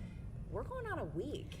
Which we kind of deserve because we were feeling a little unlucky a few weeks ago. We absolutely deserve it. And we really, Mother Nature went about it the right way. And I say that because last week was kind of a slow warm up to melt all of that snow. We weren't really dealing with flooding. Yeah. So far, I've been following a lot of the local rivers and streams. I haven't seen anything major coming in about ice jams at this point. So we had a really nice slow warm up. And that's exactly what you need when you're coming out of winter or even just a deep freeze in general. So Mother Nature did a solid last week. And then this week is all about just enjoying the warmth. And we're staying well above average all the way through Thursday. But then as that cold front comes through, the one that could be triggering those strong severe storms, gusty winds going to be possible with those Thursday evening, Thursday night. After that storm system, that's when it's kind of back to reality. We're still cooler on Friday, but warmer than average. We're in the 40s. And then over the weekend, we're going to be in the 30s and 40s. And average is right around 36, 37 degrees. Here's the interesting thing. I think because of where we've been, like this past weekend, I was downstate, and I'm like, oh, I'm going with the short sleeves. Like I walk out the door with a jacket on, and I'm like, I'm going with the short sleeves. It feels phenomenal out here, even though it was still like almost 60 at the time. It's kind of wild how your body adjusts, right? It's all about perspective. And since we were dealing with, wind chill temperatures that at times were 30 or more degrees below zero, when we got to the point where we were actually feeling temperatures around zero, do you remember those days where you're like, oh my gosh, it's not so bad out here, so we've come a long way in a very short amount of time, and it's really starting to pay off. But then I feel like because we're getting this time, and I think there were like a ton of people out at the bean yesterday because it's President's Day. A lot of people had the day off, so maybe that's a part. Maybe like the visitors all got it in yesterday, kind of thing. But this weekend, I'm afraid we're all gonna feel like extra cold. Right, we're gonna be like, what is this nonsense? And it's. But again, like we really have to kind of keep in mind it is still February. We've been so lucky the last couple of days, but yeah, we're cooling things down this weekend. I will say though, the overall trend from the Climate Prediction Center, so typically they offer a 6 to 10 day outlook and then also an 8 to 14 day outlook. And it looks like we are expected to be warmer than average all the way through the end of this month, and then even possibly into the first couple of days of March. And that's when you turn the page for meteorological spring. That's right. Listen, so we're talking about when we can get back to warm conditions after this little, shebang that we have this weekend. But I'll tell you where we're really shocked at what's happening. That's Nevada. Our Fox Weather's Robert Ray is there, and we've seen him out in the snow today. Hi, guys. How are you? Welcome to the Sierra Nevadas, right on the California and Nevada state line, as feet of snow have fallen and feet more on the way, quite literally. It's some of the heaviest snow we've seen coming down right now, as you see the huge snow equipment removing snow from Heavenly Ski Resort here, about 8,000 feet in altitude, and it is very intense. A lot of the skiers that have been out here today have now begun to try and leave, but the problem is so many people are getting stuck on these roadways because of the ice that is underneath all of this snow, and the Caltrans and other groups trying to remove all the snow the best they can, chipping away. You see this pile here behind me. This was not here yesterday. They have moved all of this snow to the side. It is upwards to 15, 18 feet high, and they're redistributing all of that snow right now across the street so that more vehicles can get out of the way here. But dangerous scenarios for interstates and highways all across this region. In fact, Highway 5 to Sacramento potentially going to get shut down. There have been accidents on I-80 to the north, west of us. The Donner Pass, we know that name, the Donner family got stuck in snow many, many years ago. Well, there have been huge accidents up there, upwards to nearly 40 inches of snow already, and we are likely going to be in the same belt here as this will continue all through tomorrow. We could potentially get 4 more feet here, and we already have about three and a half feet as I speak right now. Power outages are rampant across the region, and especially in the coastline. Remember, this all began in the Pacific with an atmospheric river putting inches of rain from LA into the Central Valley to the Bay Area, now here into the Sierras. Here's the deal. This snow is a really good thing for the Sierras. They're in a snow deficit like never before. Colorado in a historical snow deficit, so they need all the snow to feed the water reservoirs when all of this melts. That helps farmers and millions of people in the Southwest and Southern California with drinking water. But a little bit too much of this at one time is causing real problems on the roadways and concerns as we move into the next few days. Another round is going to begin when this is done. When this is done tomorrow night, another round on Friday, and then the potential for more rounds of this next week. The end of February, it's all going to be quite intense as all these snowboarders are leaving. A woman just fell. I hope she's okay. Goodness gracious. Are you okay? Okay. It's rough up there, isn't it? It is. We're calling it quits now, but I think we're champions for trying. Oh my gosh, yes. Be careful on these roads. A lot of people getting stuck. Be careful, guys. Have fun. So, Anita, you kind of get the gist, right? Oh my goodness. Now, you have traveled all over the country, event after event after event during the winter season. Is this the worst you've seen this year? Well, as far as snow totals, absolutely, yes. I was in Benton Harbor and St. Joe, I forget what, about a month ago for that lake effect blizzard conditions that happened overnight. That was intense as far as the wind and the blowing snow and sand off of Lake Michigan. But yeah, this is definitely, when you get anywhere upwards to between 5 and 8 feet, and over the next week and a half, potentially up to 15 feet of snow in some areas at higher elevations. I don't think you can get more epic than that, certainly.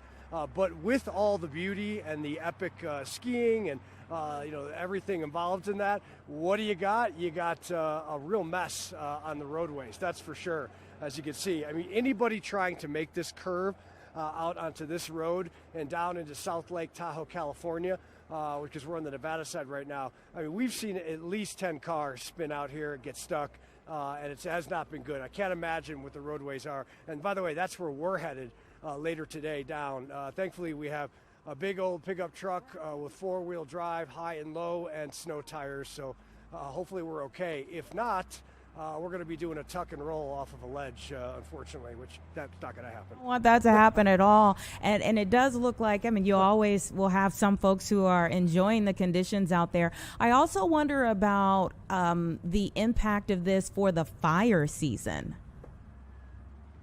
Yeah, good question.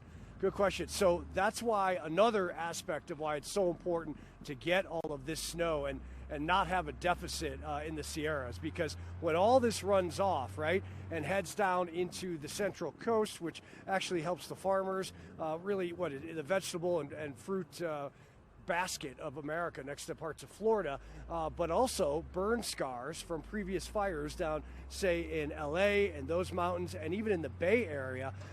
These rivers and streams, they feed in. Some of the water will go into the Pacific Ocean, but a lot of it will go into saturating the ground, which hopefully can stop some wildfires from occurring, though that's such a tricky thing, right, with the dryness out in the west. And you could get 2 weeks of dry weather, and that could eliminate any kind of saturated ground from the Sierras. By the way, the same thing goes for Colorado. Huge issues. I mean, historic lack of snow there. They've never seen anything like it. Salt Lake City, they haven't got an inch of snow in like a year. That is unheard of. That hasn't happened since about 120 years ago. So all of this compounds. It's all intertwined, and that is nature. I mean, look at you guys right now. Are you in the 70s today or 60s? We're getting pretty close. We feel a little spoiled, especially looking at you out there. I'm sorry. I know. You know what? I mean, me being from Chicago, I remember the days where you did get a February warm-up, not 60s or 70s, but, I remember being a kid growing up in Mount Prospect, and, the weather would turn to 50, and you'd be in shorts and a T-shirt, and life would be incredible for 24 hours. Totally remember those days in Chicago. Exactly. Cool. We've got about 72 hours before it takes a dip again, but thank you so much for joining us here. We certainly appreciate it. You all be safe. Do you take the four-wheeler, the four-wheel drive vehicle home, or, what are flights even doing out there? Yeah, not sure yet. We're going to be live out here tomorrow as well. And then Thursday, I'm going to try to book a flight out of somewhere, depending on the access that I can get out, because we've got a potential nor'easter that's brewing on the Atlantic coast that I may have to dip into one of those airports. But I got options. It's either Reno, Sacramento, if I can get across on Highway 50, or maybe I drive down to Las Vegas and it's clear skies going, and I might have a fun night. Who knows? I don't know. Wherever the wind blows. The things we do for work. Thank you again so much for taking the time for us. That side out there is just something else we don't want to see for a while, but thank you so much for taking some time for us while you're out in it. No problem. All right. Thanks, guys. Thank you. 2:58 right now, and we definitely appreciate. I mean, he, as you could hear there, he's all over the place, And so when we have the opportunity to tap into our friends from Fox Weather for the show, we really do appreciate it. It's 2:59. Give us 2 minutes, and then we're gonna set you up for our final hour here on Chicago Live.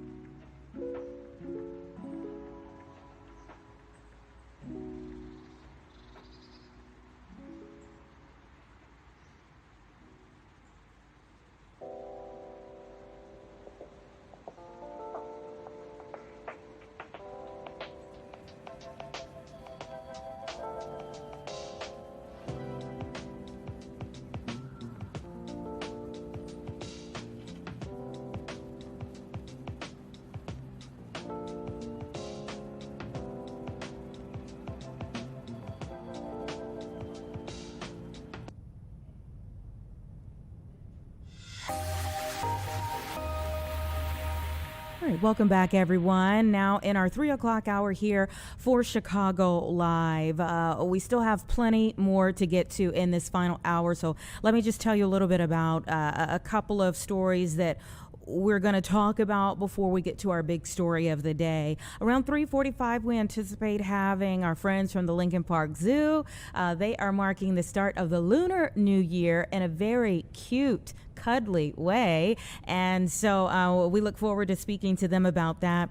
At 3:30 or right around that time, we anticipate having our own Casey Cronus come up here or zoom in if either way that we can get her so that she can give us an update on the E2 nightclub commemoration. So many people lost their lives, and this is the first year that typically people would go back out to the site of the E2 club to memorialize their loved ones on this day especially, but this is the first year where that building is no more. It's been demolished, and so we're going to catch up with Casey. We're going to bring in our friend, we like to call him our cousin here at Fox 32, Dilla, Sherman Dilla, who will be joining us to talk a little bit about the life and the legacy of Reverend Jackson. I was telling someone earlier, really over the last several years of Reverend Jackson's life,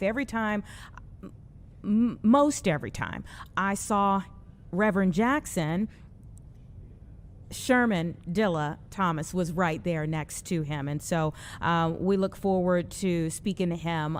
Not only is he a Chicago historian, but he has that firsthand knowledge of being right there next to Reverend Jackson for many years. And speaking of many years, it was many years ago that Reverend Jackson was still kind of coming up through the ranks in terms of education as a young minister. In 1965, he launched Operation Breadbasket, which is what we now know as Rainbow Push Coalition. And he did that right here in the city of Chicago. He pulled together a group of ministers at that point in time, and boy, has it grown into so much more since then. The coalition has expanded so much since then. So I'm pleased to bring in Brian Smith. He is the Director of Community Relations and Strategic Partnerships at CTS. He co-led the Jackson Oral History Project. Thank you so much for your time. Tell us about and I want to get to the oral history as well, the Oral History Project, but just your recollection of Reverend Jackson's time at this wonderful seminary.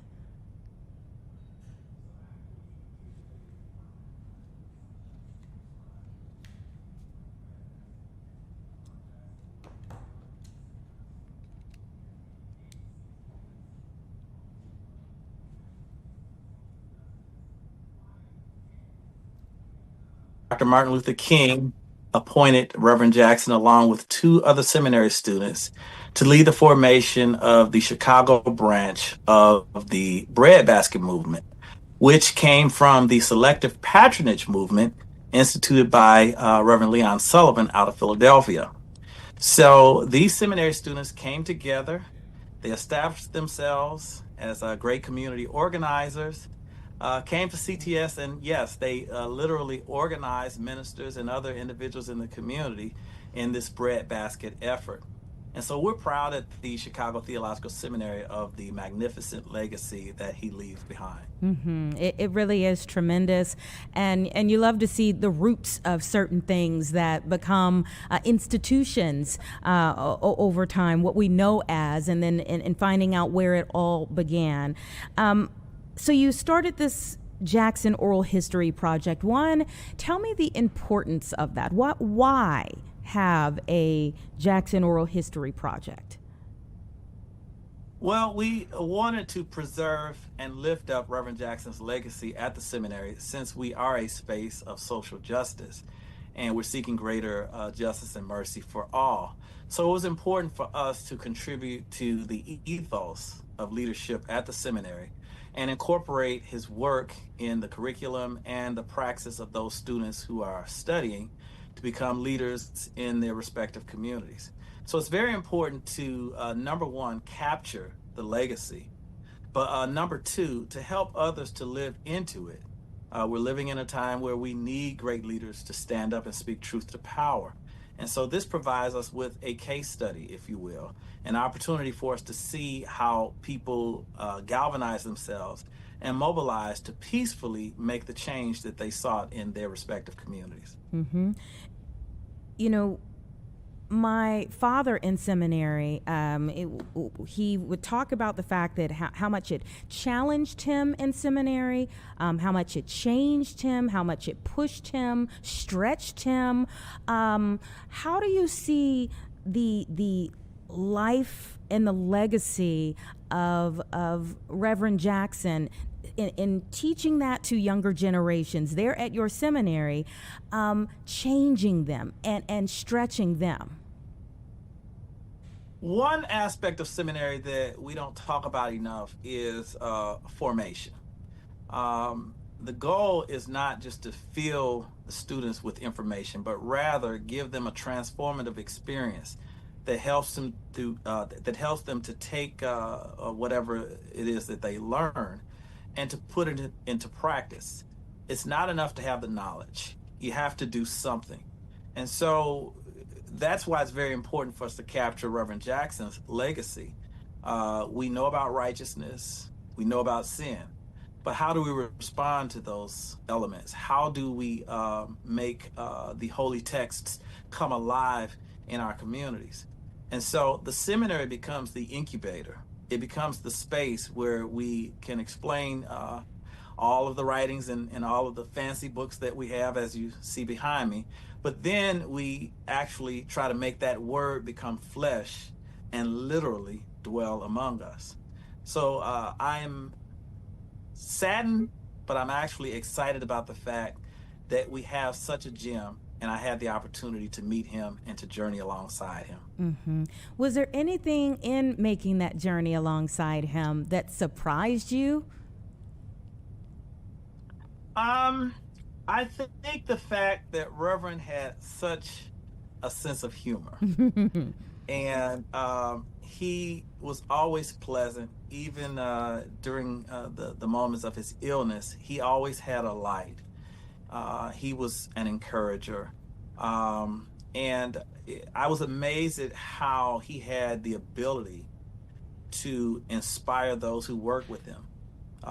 When you have the opportunity to talk to those who he led, they will tell you time and time again, I didn't believe that I would be able to do this thing. Mm-hmm. And Reverend Jackson empowered me and told me that I could do it. Told me that even though I had never attempted this in my life, I have the skill, I have the capacity, and I have the ability to be greater than what I think I can be. And I just admired his ability to inspire others. Yeah, there's that speech where he's, rousing the crowd saying, I am somebody. Yes, literally, I am somebody. Yeah, exactly. Yes. And of course, he took on ministry, as you were saying, through the lens of social justice.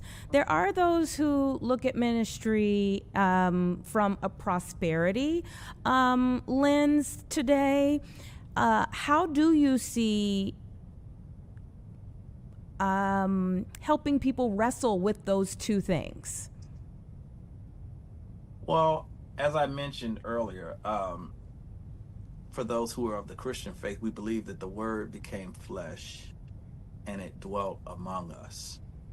So that, we obviously want people to prosper, but we also want people to live a righteous life. We want people to be concerned about others. We want to care for our environment, and we want to be excellent stewards of the gifts that we've received. And so that means that there may be moments of sacrifice. There may be moments where you have to give more than you receive.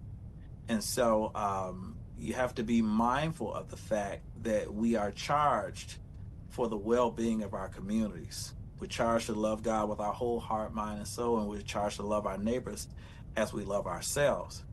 And with that charge, we need to make a social impact. And I think that is where Reverend Jackson's legacy is very significant, because he sought to make a difference in terms of the lives of those who are around him, and for those all throughout the world, actually. And we don't have the liberty of ignoring those who need our help. Yeah, yeah.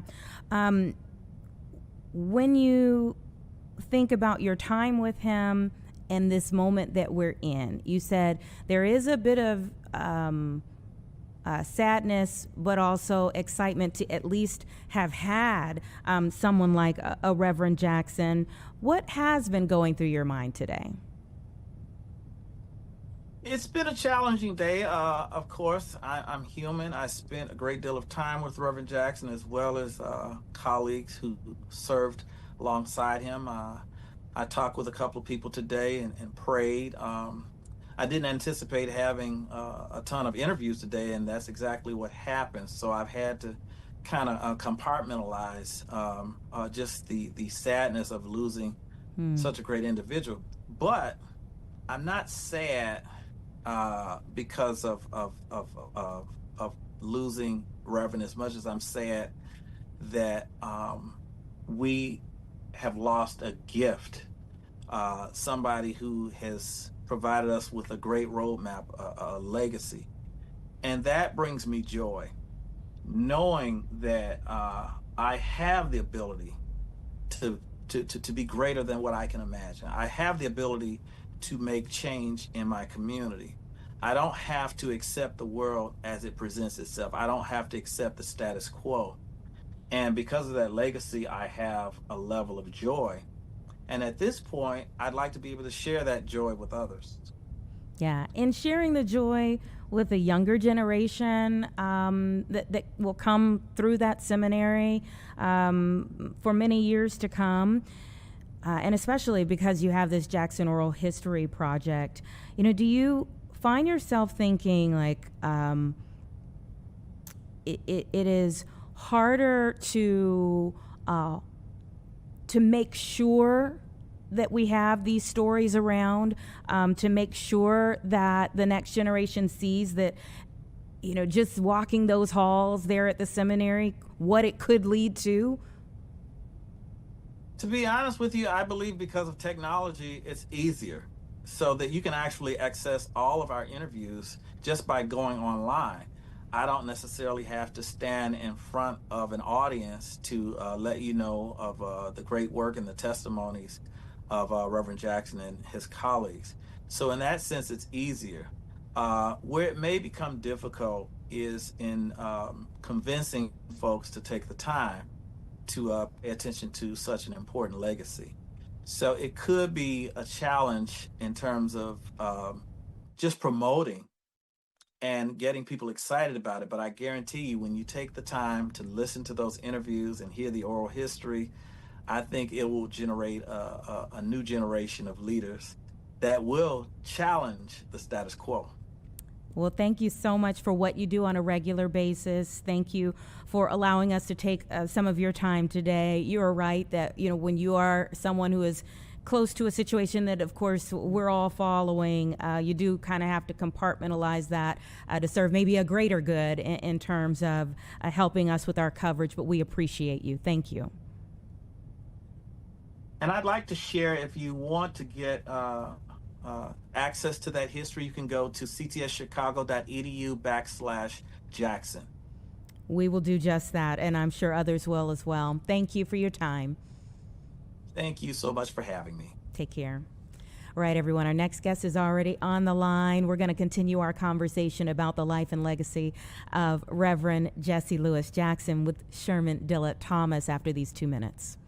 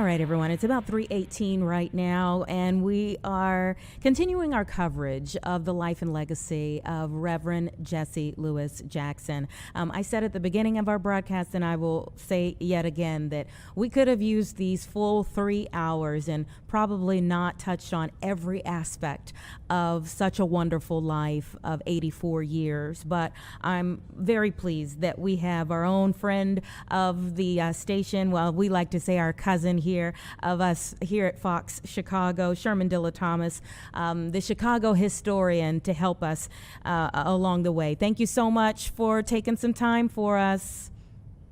Oh, happy to do it and feel obligated to do it. Yeah. And when you speak of that obligation, I mentioned today that really over the last several years, nearly every time I saw Reverend Jackson, you were by his side.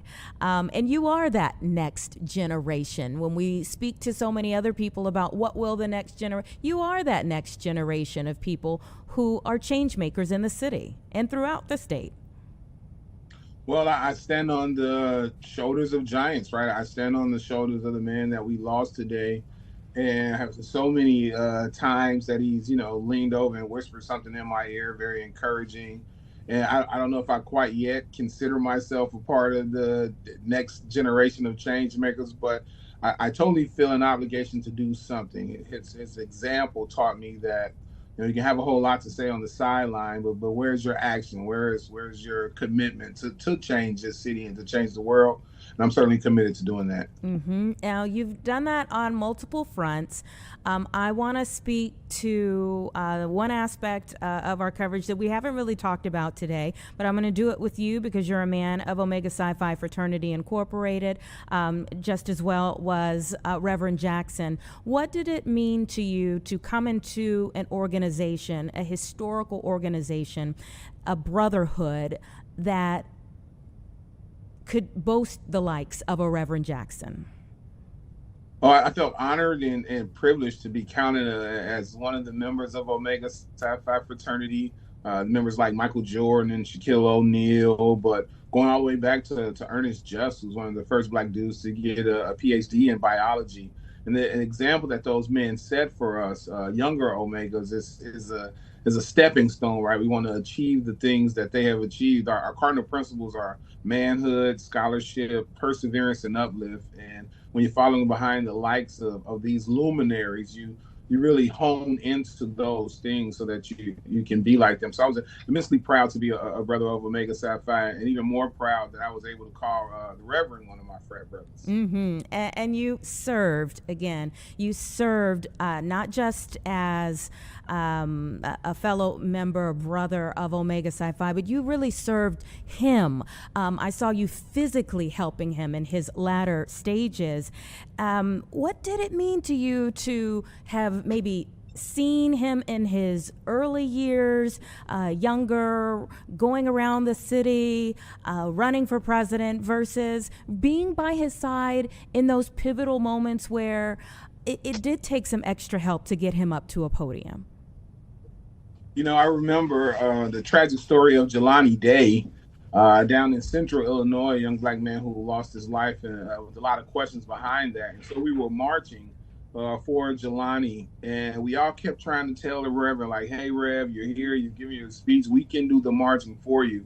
And he insisted, and he looked at me, he said, you seen Weekend at Bernie's before? And I just started cracking up. I said, yeah. He said, okay, well, you're going to be my legs. And so it was an honor. It was a privilege, the fact that he entrusted me that way. But I also fully recognized that he knew that was my duty, not just as a member of his fraternity, but as a Black man in Chicago who's benefited from his life and his legacy.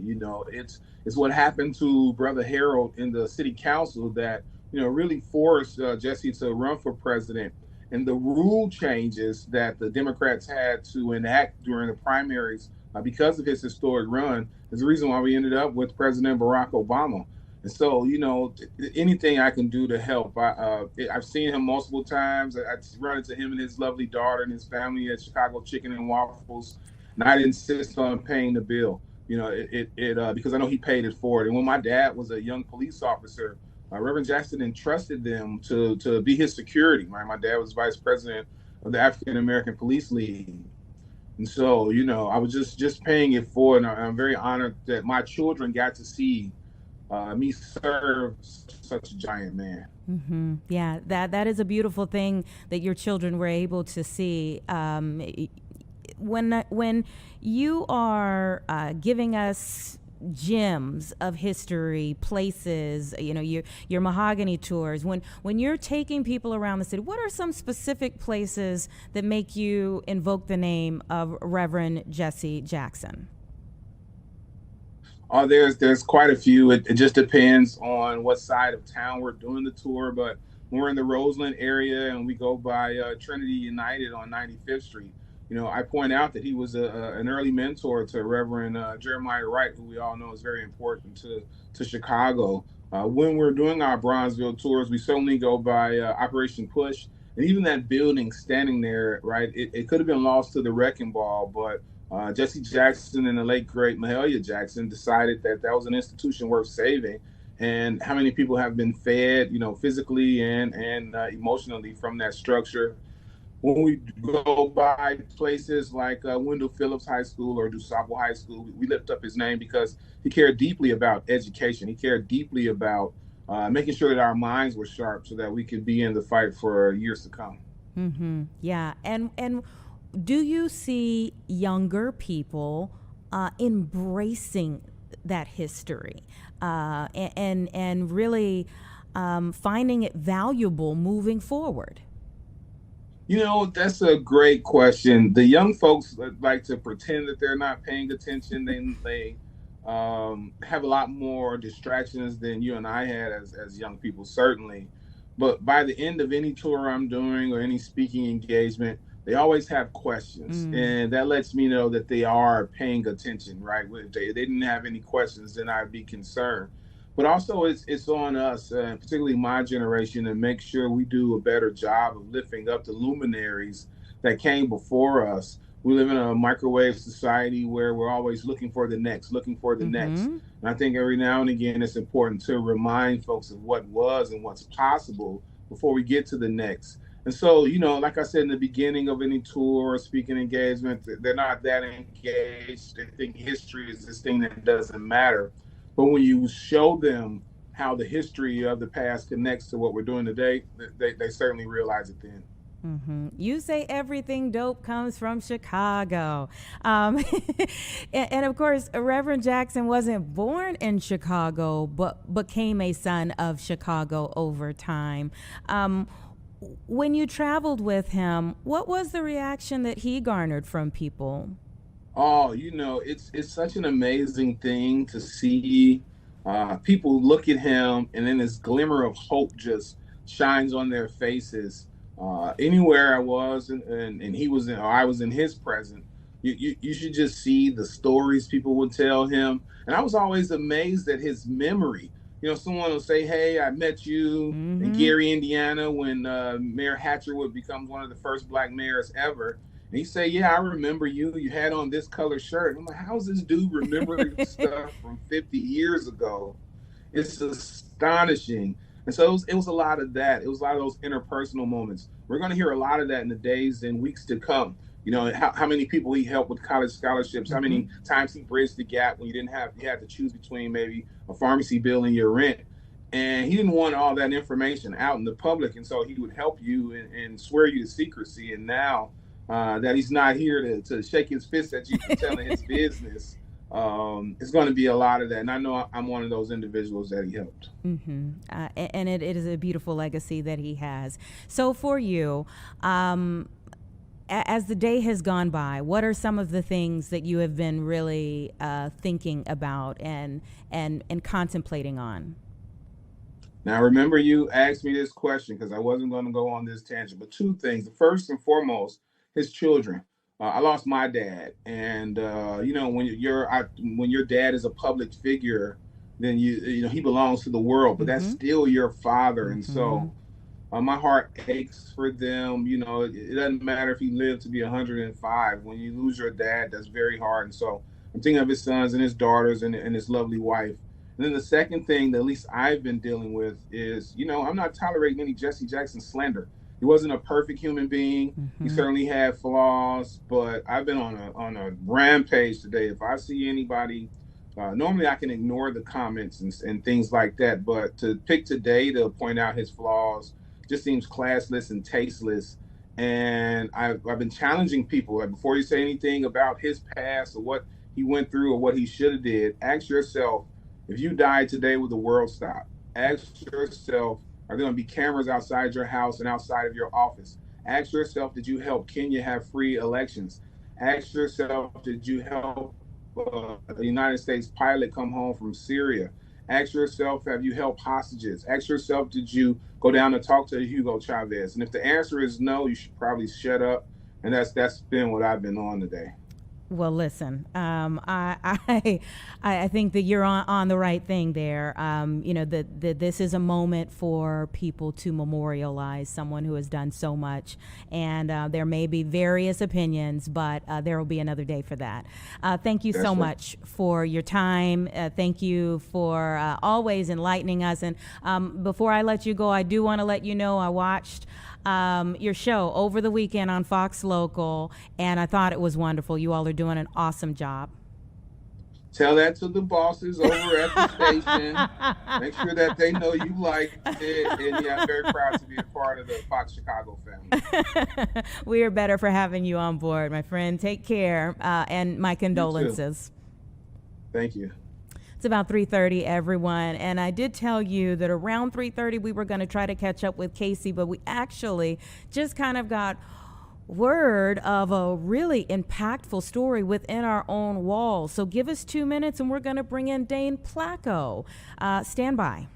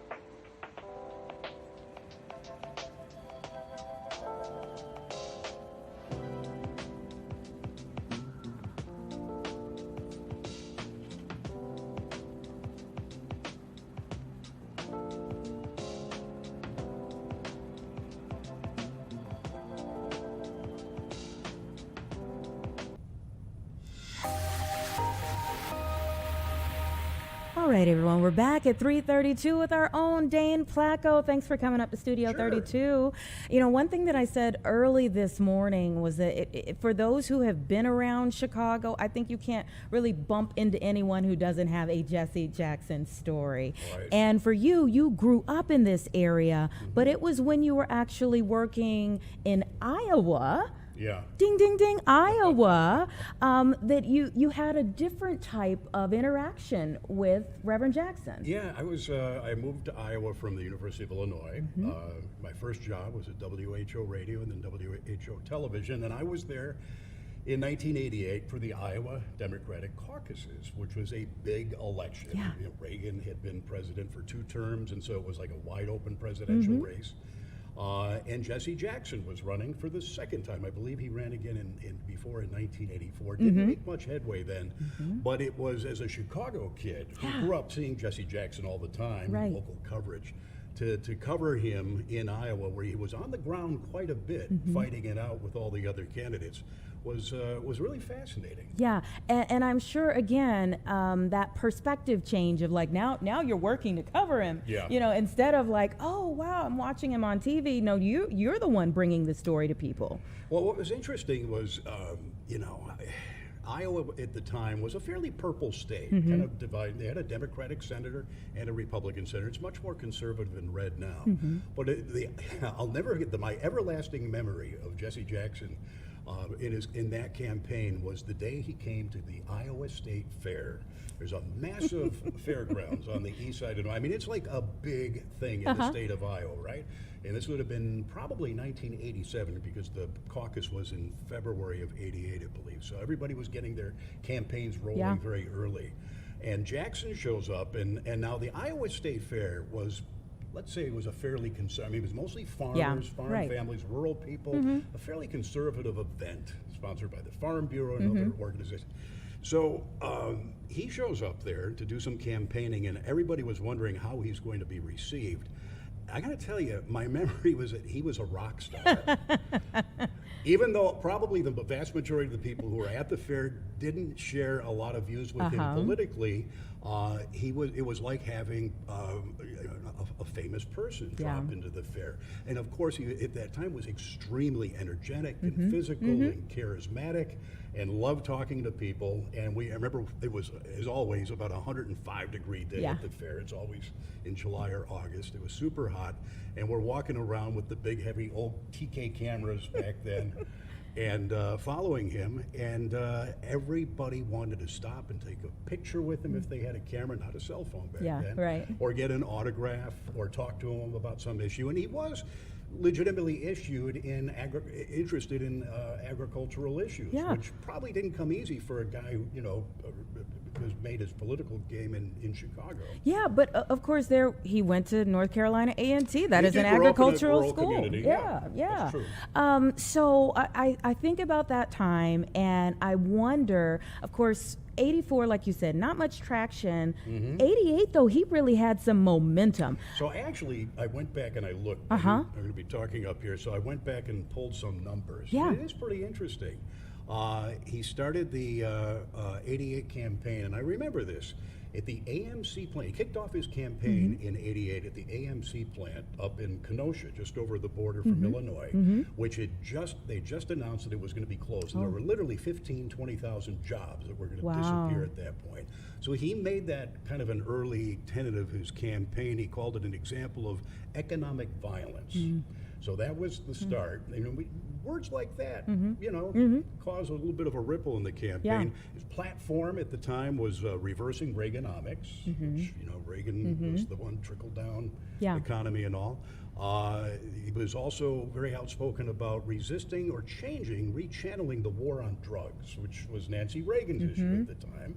He said, yeah, but these mandatory minimum sentences have to go. Which was very important for Chicago. It was. Yeah. It was incarcerating a lot of people for very small, petty kind of things, which today, now with the legalization of marijuana, we're seeing nobody goes to prison for it. He also wanted to create a Works Progress Administration style project, to big, massive public works projects to help employ people, because at the time unemployment rates were high, and it was. So as for the campaign itself, Jackson in 1988. He captured 6.9 million votes nationally, which was pretty good. He won 7 primaries and 4 caucuses, far better than he had done in 1984. As for Iowa, he finished 4th. Listen to the candidates who were running in that, and see if you can tell what was different about Jesse Jackson. It was Michael Dukakis who wound up winning in Iowa, or actually he wound up winning the presidential primary. Right. It was another person who won the Iowa caucus. Dick Gephardt. Paul Simon, the senator from Illinois, Bruce Babbitt, Gary Hart, Al Gore, and Jesse Jackson, who got 11% of the vote.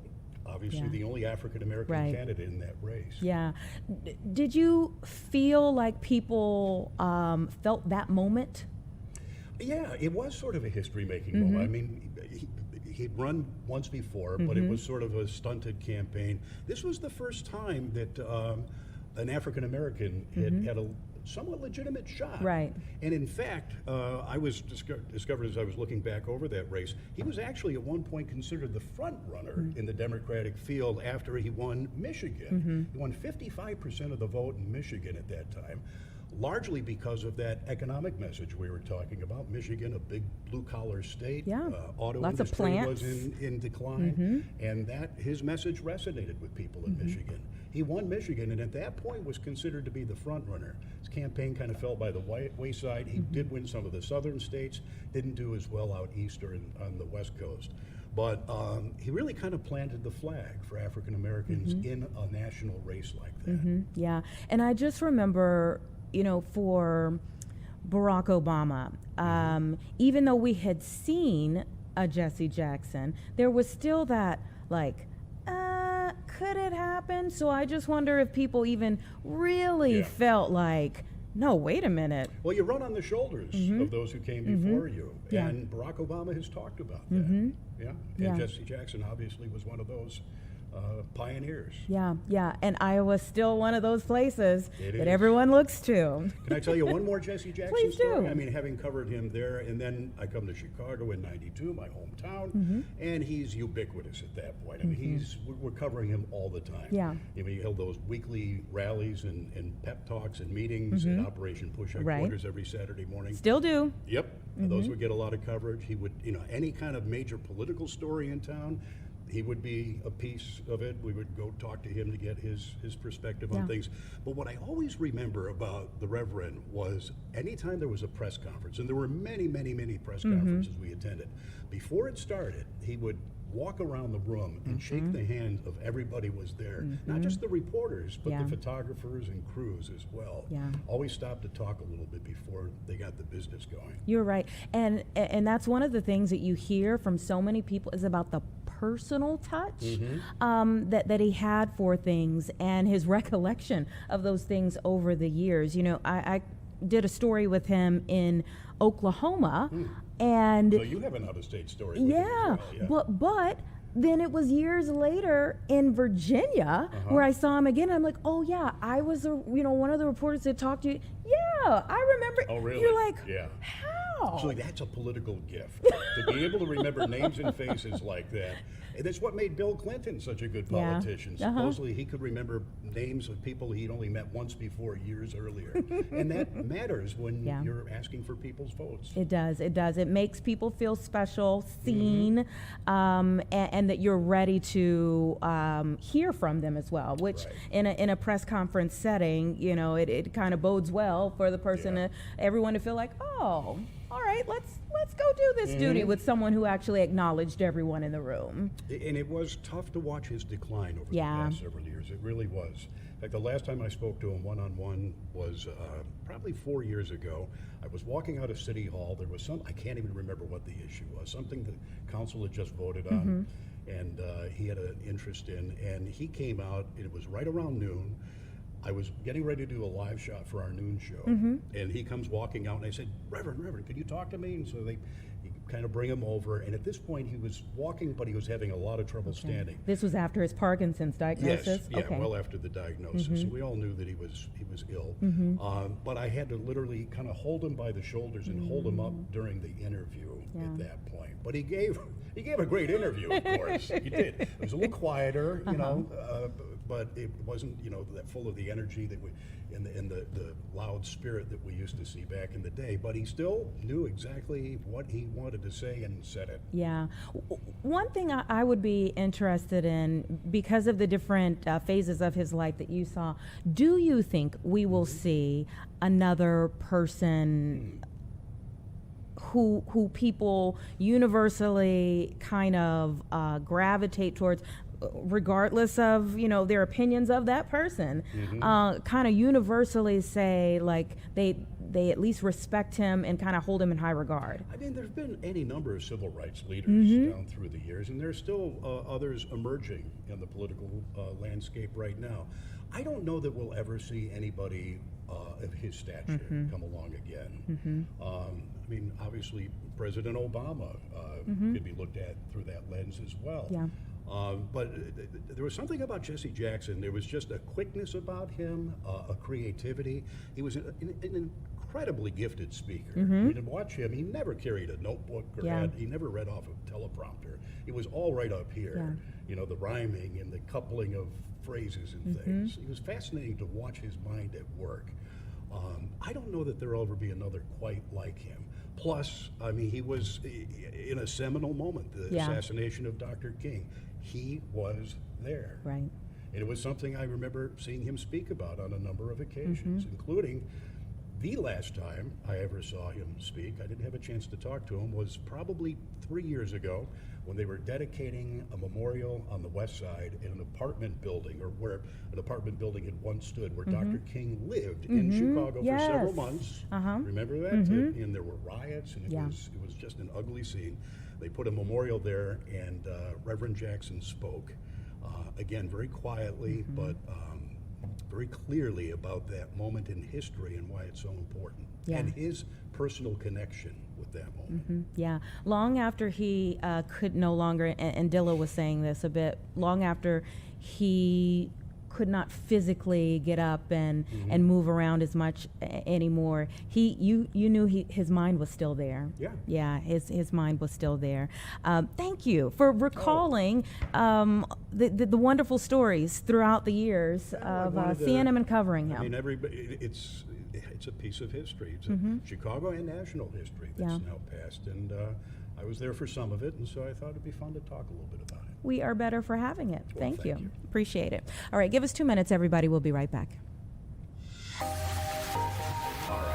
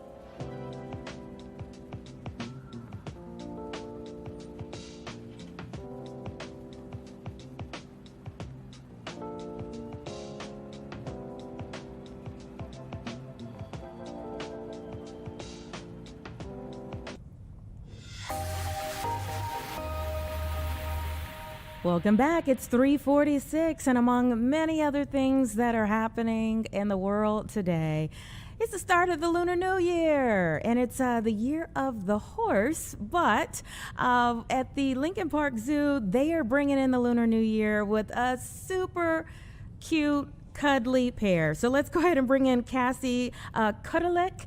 She is a curator of large mammals and carnivores there at the Lincoln Park Zoo. Thank you so much for your time. Hi, thank you for having me. Did I pronounce your last name correctly? I want to make sure I get that right. Yep, you're good to go. Thank you for asking. Great. Okay. All right. Wonderful. So tell us about the red pandas. All right, well, we're very excited to announce the arrival of a 7-year-old red panda named Chi. He comes to us from Prospect Park Zoo up in New York, and he is here because he has a breeding recommendation with the female we have here named Nisha. And today was the first day that they met each other, and so it's a very exciting day here at the zoo. Did sparks fly? Yes, sparks did fly, for sure. So red pandas are generally solitary by nature, and they really only are together for the breeding seasons. And so this is smack dab in the middle of our breeding season. And so there was all sorts of feelings today. I love it. We're a little bit late on Valentine's, but still a little romance going on. I'm loving it. I'm feeling it. So tell me about how long he'll be around. I mean, yeah, just tell me how long he's sticking around. All the things. Yeah, so right now, the plan is for him to stick around indefinitely. You never know what happens with a species survival plan. Basically, they're the match.coms of the animal world, and so they're constantly looking at genetics and best fits. But right now, he's here, and that's what we're happy with. We'll see what happens in the next couple breeding seasons with Chi and Nisha, and we'll see what that looks like moving forward.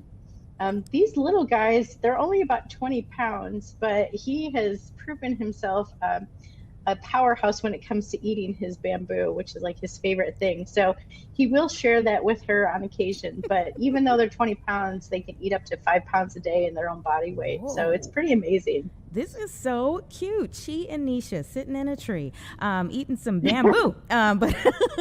So tell us the importance of Chi right now, especially.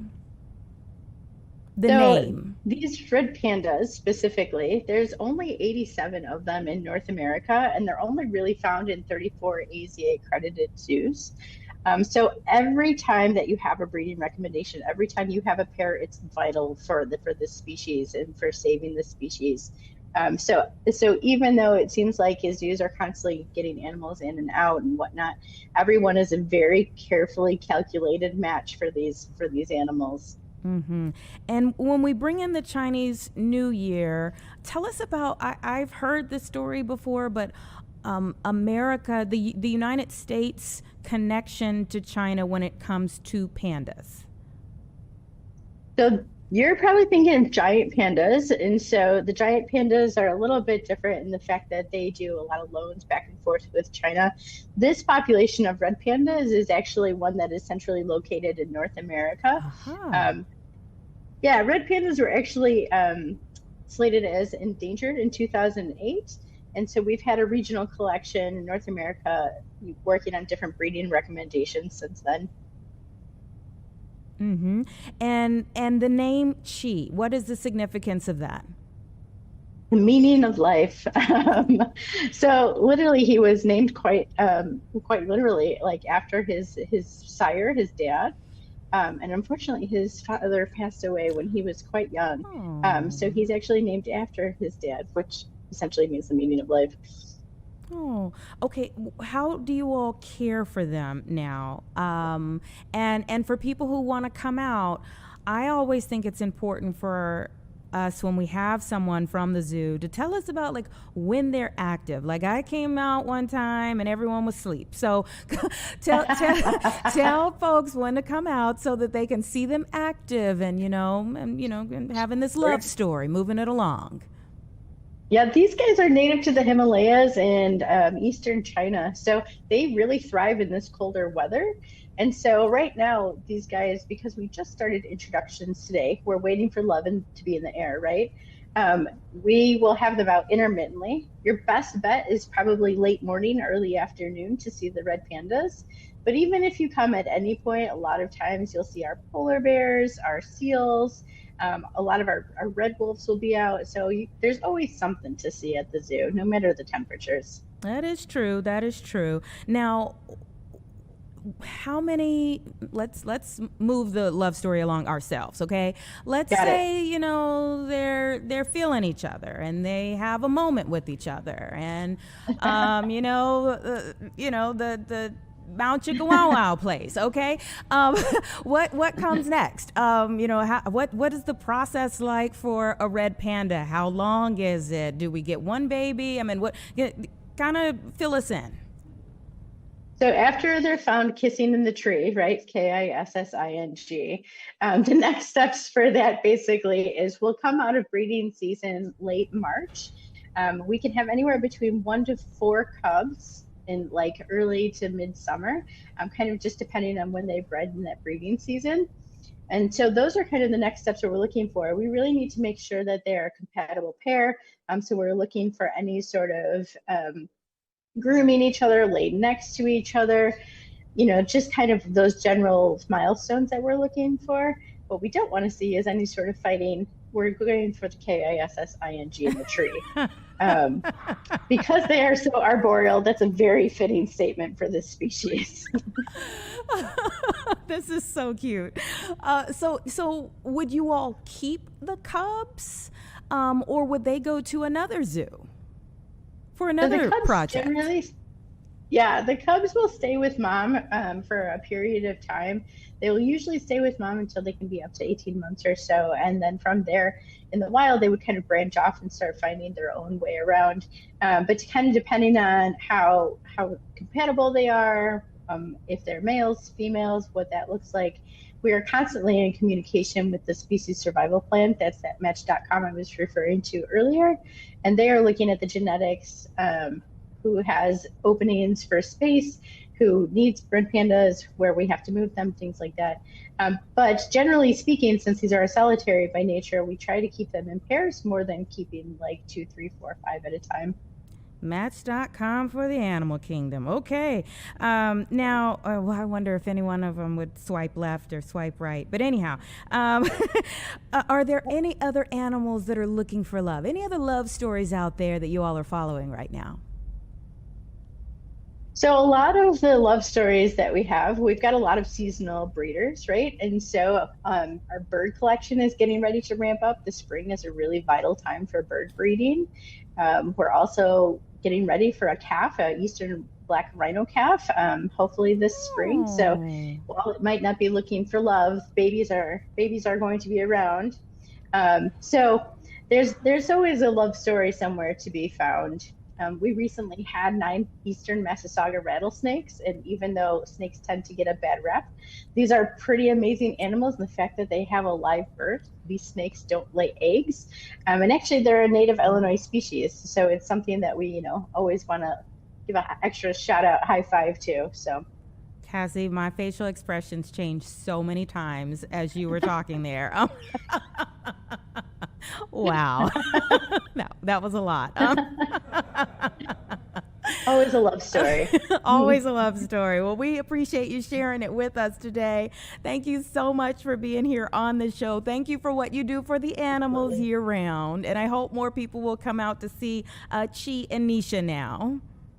All right. Well, thank you so much for having me. Absolutely. We look forward to seeing you. Take care. Cute story for sure. Give us 2 minutes, everybody, and we'll be back to kind of wrap things up here for today.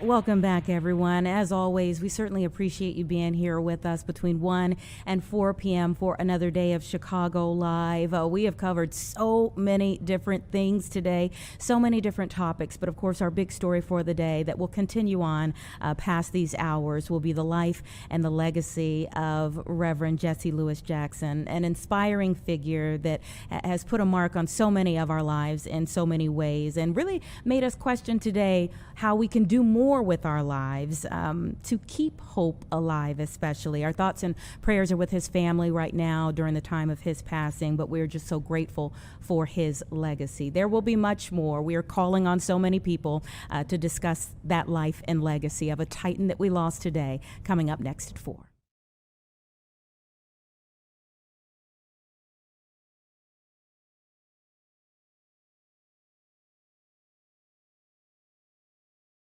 Fight. He moved through crowds with purpose. He spoke for people who felt unheard. Some called him Reverend, others called him neighbor. What more is there to say? The legacy speaks for itself.